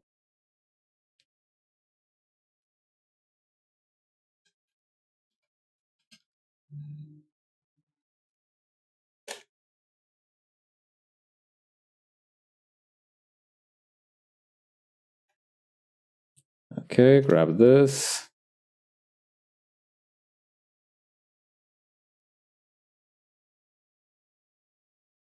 Okay, to get rid of this. And then we start schmoovin'.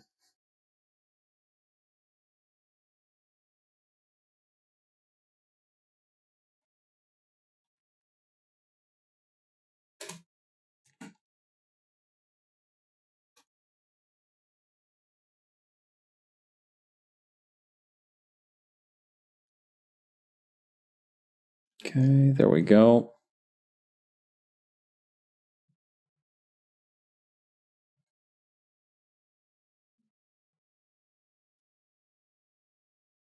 Perfect. Her head is too big. It's been difficult. I think the most difficult part of figuring out Hawk's proportions hasn't been her huge arms or her jetpack or anything like that. It's her helmet that always throws me off in terms of how big I should make it, because obviously a helmet is bigger than a head. Right? I shouldn't have to tell you why the logistics of why a helmet should be bigger than a head. But at the same time, if I make it that much bigger than a head, it starts to look a little awkward. So I have to play around with it a little bit. It's at times like this when taking like a step back is actually very useful, because, right here I've just put it inside of the collar, which I was trying to avoid doing, but that actually works using the bigger picture. That's something that I've read recently, right? I read this one dude's tutorial on how to shade, and he suggested that when you're trying to blend out whatever you're shading, you need to avoid at all costs going into too much detail. I think I've talked about this on stream before, but it's because I haven't tried it yet. I talk about it before because I haven't been able to try it.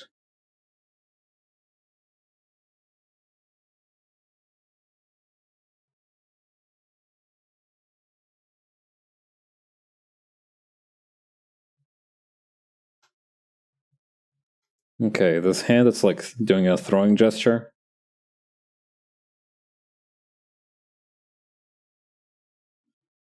This looks like a weird Vulcan salute.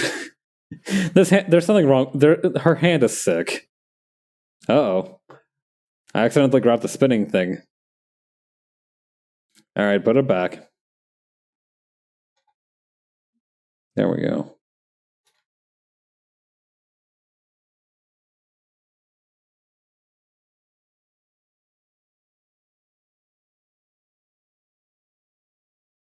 Man, I really have to watch a retrospective one of these days on like how the Western VTuber community started up, because I feel like it's one of those things that I ought to know of, being that it's one of my main hobbies.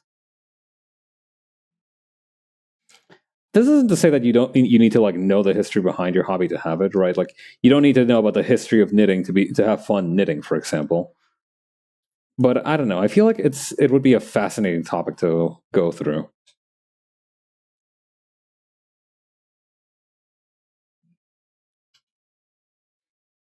Granted, it has also resulted in some of the weirdest little social bubbles that I've ever seen, but I tend to take that more of a good thing than a bad thing.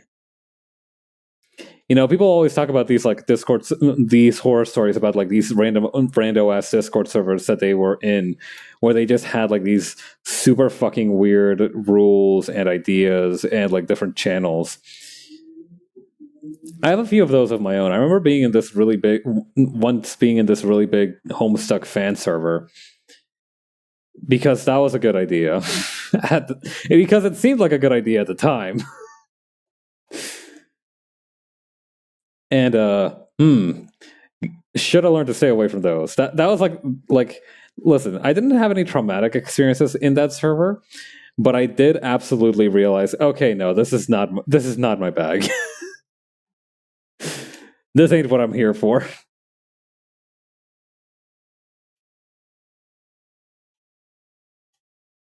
I remember one time reading about this one person talking about the little micro communities that show up in Gmod servers, not just Discord servers. Before we had Discord servers and before we had VR chat, we had people. When did I get my eyebrow? I don't remember having that. Put that down. I must have accidentally fat fingered the plus sign. The plus sign on my numpad is what controls the eyebrow. This is way more fun than I should be having with a simple toggle. But what can you do? I wonder if I turned up the eyebrow sensitivity on my VTuber model. I could do that with my eyebrows. I can move my eyebrows pretty quickly. Hang on. Yeah, there's a little bit of smoothing, and like you can see that Rice Beast's eyes are also linked to my eyebrow. The thing as well is that I need to do it like really hard to have like a noticeable effect.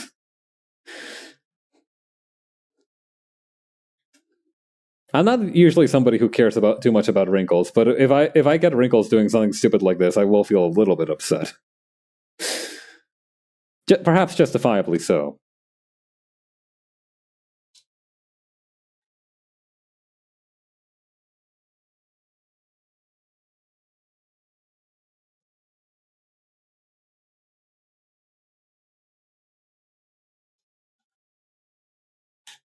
Okay, I need to move Hawk's hand so it's posed a little bit more naturally.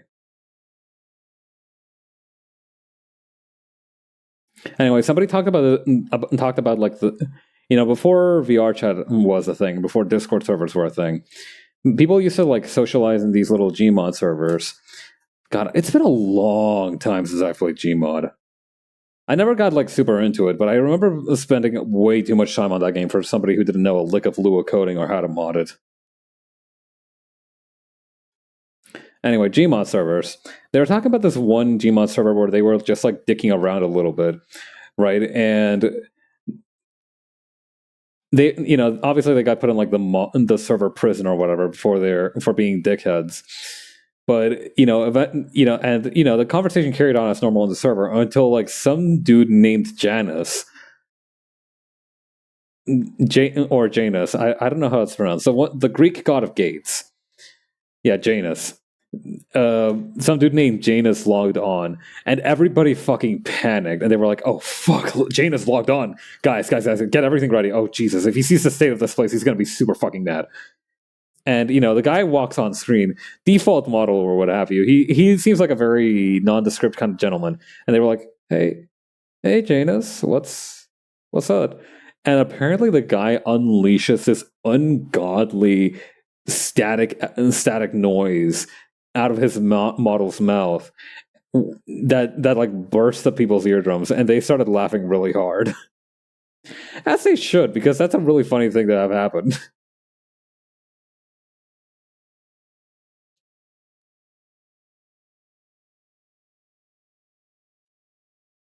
God, to be a fly on that wall.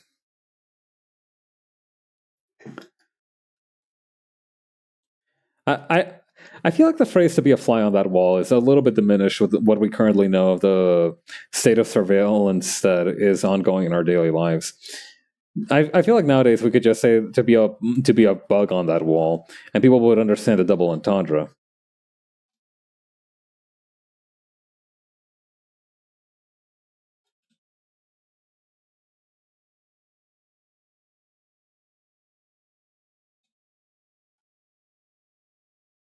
Okay, here we go. Can I just shrink these? Hang on. I've got an idea for how to improve this panel just a little bit.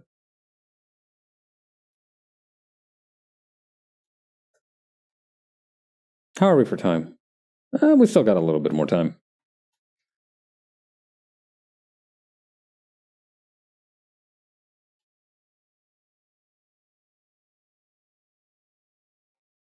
Okay, and then I'll shrink it down a little.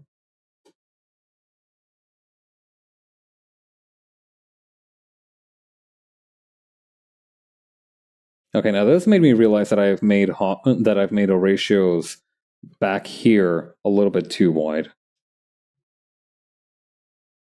He is supposed to be a big dude, but he's not. Like, if it was over here, that would mean that his back was like hunched, which it technically might be. He is walking on Digitrade legs, and he is actually. Let me crack open a ratios reference. He might actually just be naturally hunchbacked. That might just be how he is. Yeah, to some extent, and that's the case. Yeah, you can see here that. Yeah, I'm letting you peek behind the curtain, so to speak. Here, so this is what a ratio is supposed to look like. He's got a bunch of the head stuff hidden under whatever hat he's wearing at the time. So the idea behind this design was that he's from like this alien race of people who are like very strong, right? They're essentially built like they're naturally built like linebackers. So what I figured is that we wanted to have some Triceratops influences. So what me and Rap cooked up was that we made it so that the horns here acted almost like a neck brace when they were looking straight up. So if I were to say, hang on, if I were to flatten this image and I were to tilt the head, oh, that's weird. Hang on. If I were to tilt the head like this, you see that the horns would actually like start bracing the neck essentially. So that was the idea behind it. Do not save. I do not want that thing flattened. If you flatten my image, I will flatten you. Capiche?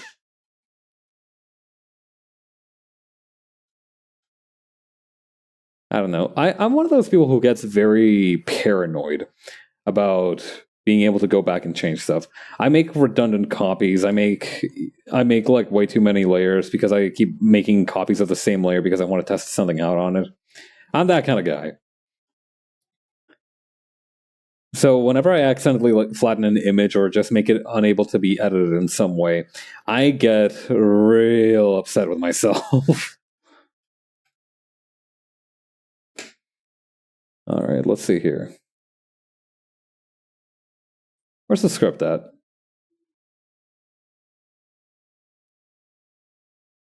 Oh yeah, I was talking about Lancer builds earlier. Let me go through the last one, which is the Balor Black Witch, which is a very common mix. So what the Balor is essentially a small swarm of nanomachines. So it's really less so a mech so much as it is a little cloud that decides to be shaped like a mech. And its main talents are using that bunch of nanites to devour the other mechs on the battlefield. It also has some tech attacks, but its range is very crappy, so you generally can't get a lot of mileage out of those. Let's see.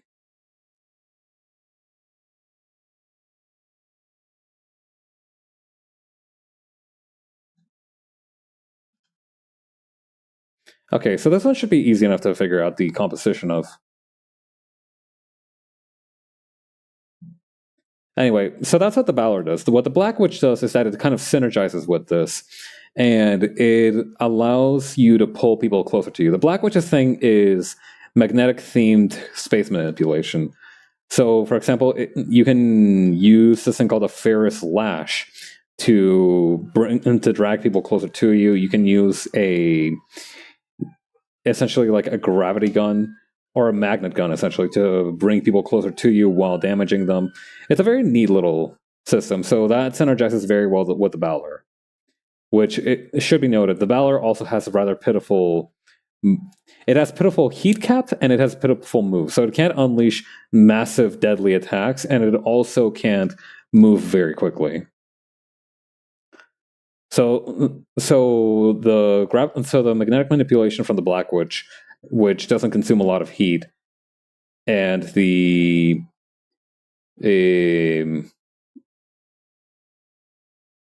space manipulation, the ability to drag enemies closer to you, are two things that work really well with it, which is why I put them together.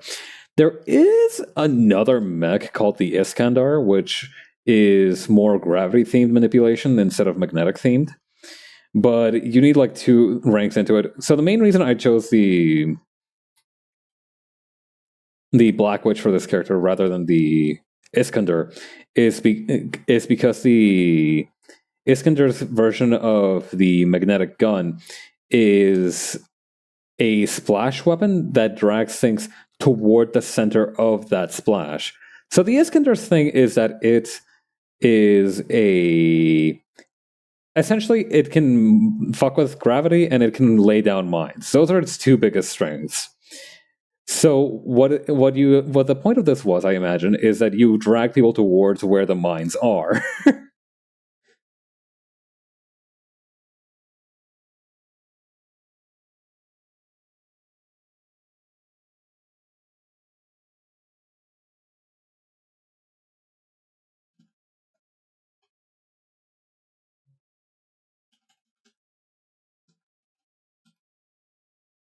Hang on, let me see here.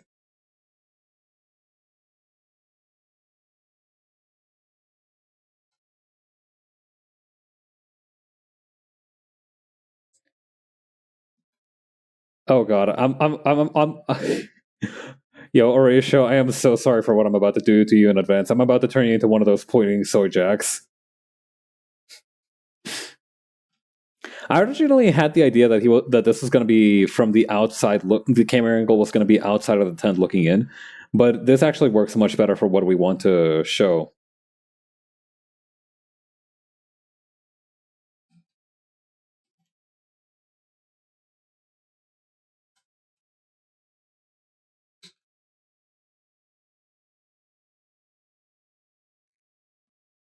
Let's see. Man, it is really unfortunate that like pointing pose has become like a soy jack thing, because it's just such a good pose. You know, it's one of those simple. It's like one of the simplest poses, and it's a very evocative one. But now it's been associated with little weenie guys who don't know up from down, which is unfortunate. You can still use it if you're not a coward, but it's, you know, just because you use something, regardless of its connotations, doesn't mean that people will still not look through it through the lens of those connotations. It's one of the most damning parts of the human experience, really.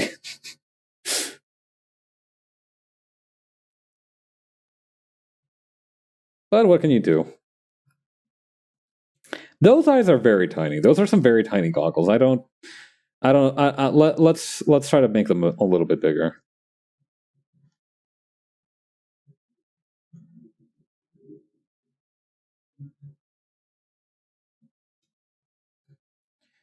Bigger than that.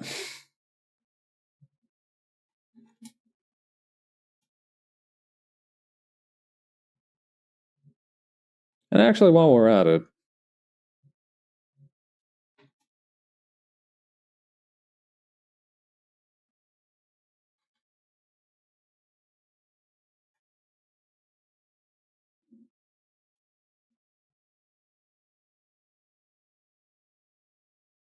okay. Slash down the middle here. 1, 2, 3. 1, 2, 3.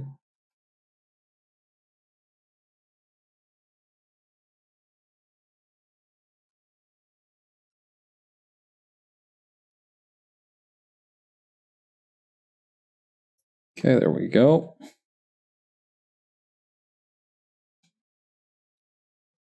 I think it's not that I need to make the eyes bigger, it's that I need to make the snout a little bit better shaped.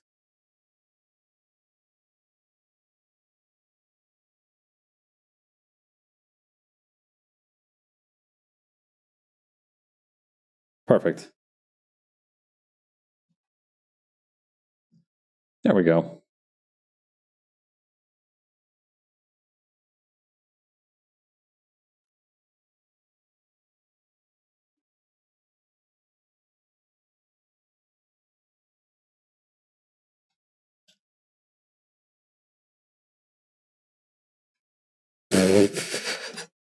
Okay, the more I look at it, the more this expression is very funny. I'm definitely gonna have to rework this panel with Raph, but it's gonna be so worth it.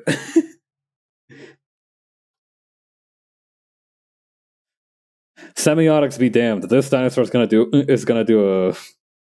point at the sky. That's a word, right? Semiotics.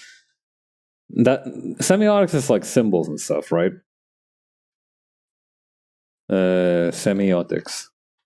Like, would like recognizable poses be? Okay, here we go. Semiotics is the systematic study of sign processes, also called semiosis, and meaning making. Huh. A sign is defined as anything that communicates something, usually called a meaning, to the sign's interpreter. This meaning can be intentional, such as the word uttered with specific meaning, or unintentional, such as a symptom being a sign of a particular medical condition. Signs can also communicate feelings and may communicate internally, or through any of the senses. Contemporary semiotics is a branch of science that studies meaning making in various types of knowledge. Huh. So it's understanding about understanding, huh? I can rock with that. But yes, in this case, I do believe it would be semiotics.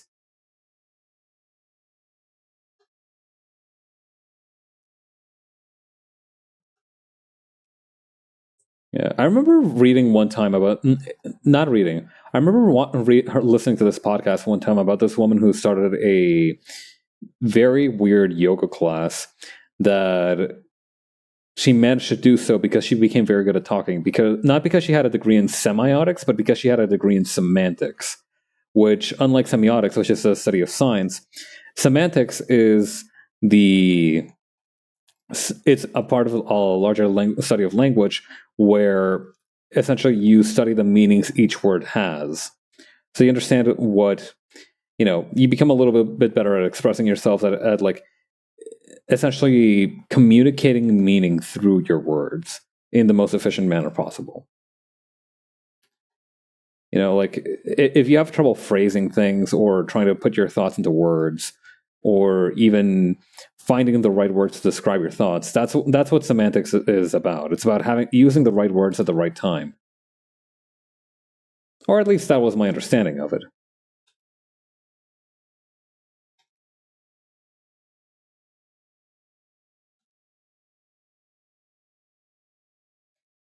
Okay, there we go.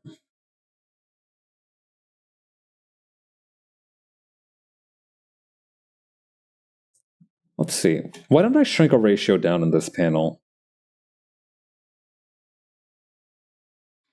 Bring them down a little.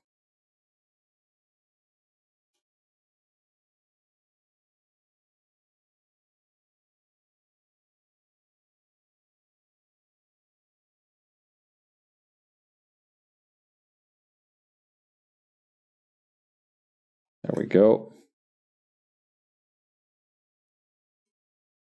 Oh, if this is how the angle we're working with, this actually works out perfectly, because then we have the dig site right here, and then the giant metal block thing back here.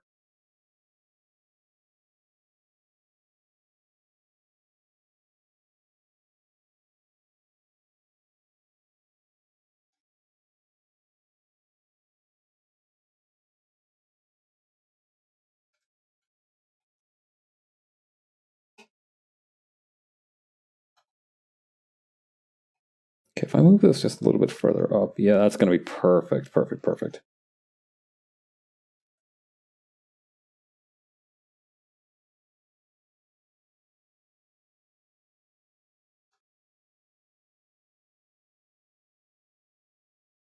Okay, there we go.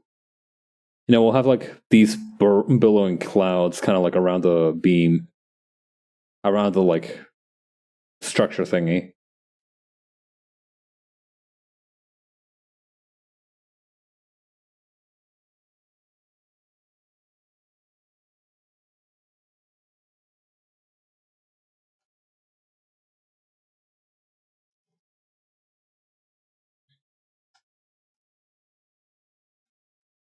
Let's move a ratio a little bit to the left here then, or a little bit to the right so we can really maximize the use of the panel space.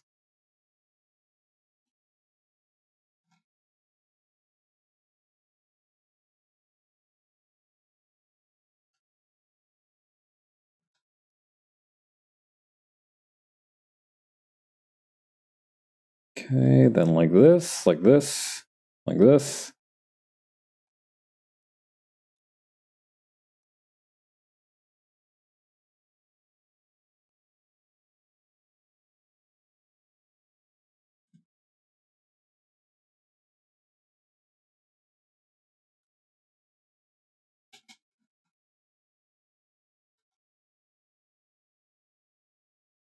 Okay, bring this back down over here. Perfect. Oh, right, the goggles.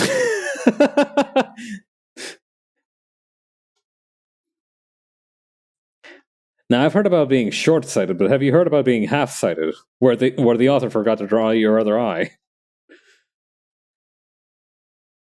That's definitely been the reason why some characters have only one eye in at least one piece of fiction. I have no issue believing that. This is speaking as someone who had to redesign the gun, who added a redesign to the gun that Hawk carries around, just because I kept forgetting to draw like this small filigree towards the back of it.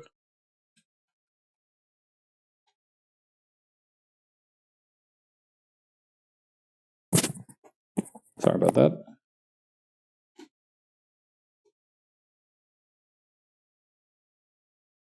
Hang on.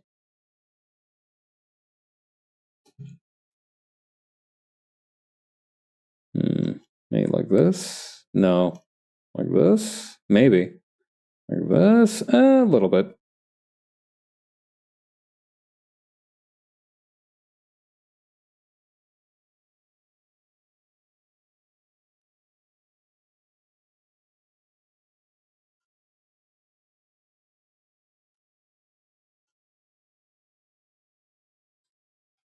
Okay, there we go.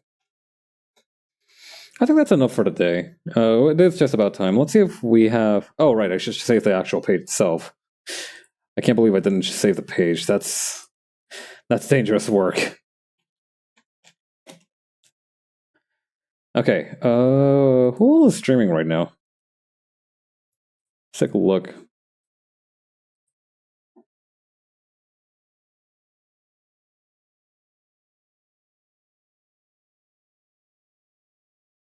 Oh yeah, V is doing Toku Tuesday. We can hop in and say hi to her. All right. Besides that, thank you for stopping by. I'll be back on Thursday with a little bit of fan art work. Two streams on a weekday and one on the weekend, like God intended. How about that, huh? All right. Catch you later. Bye.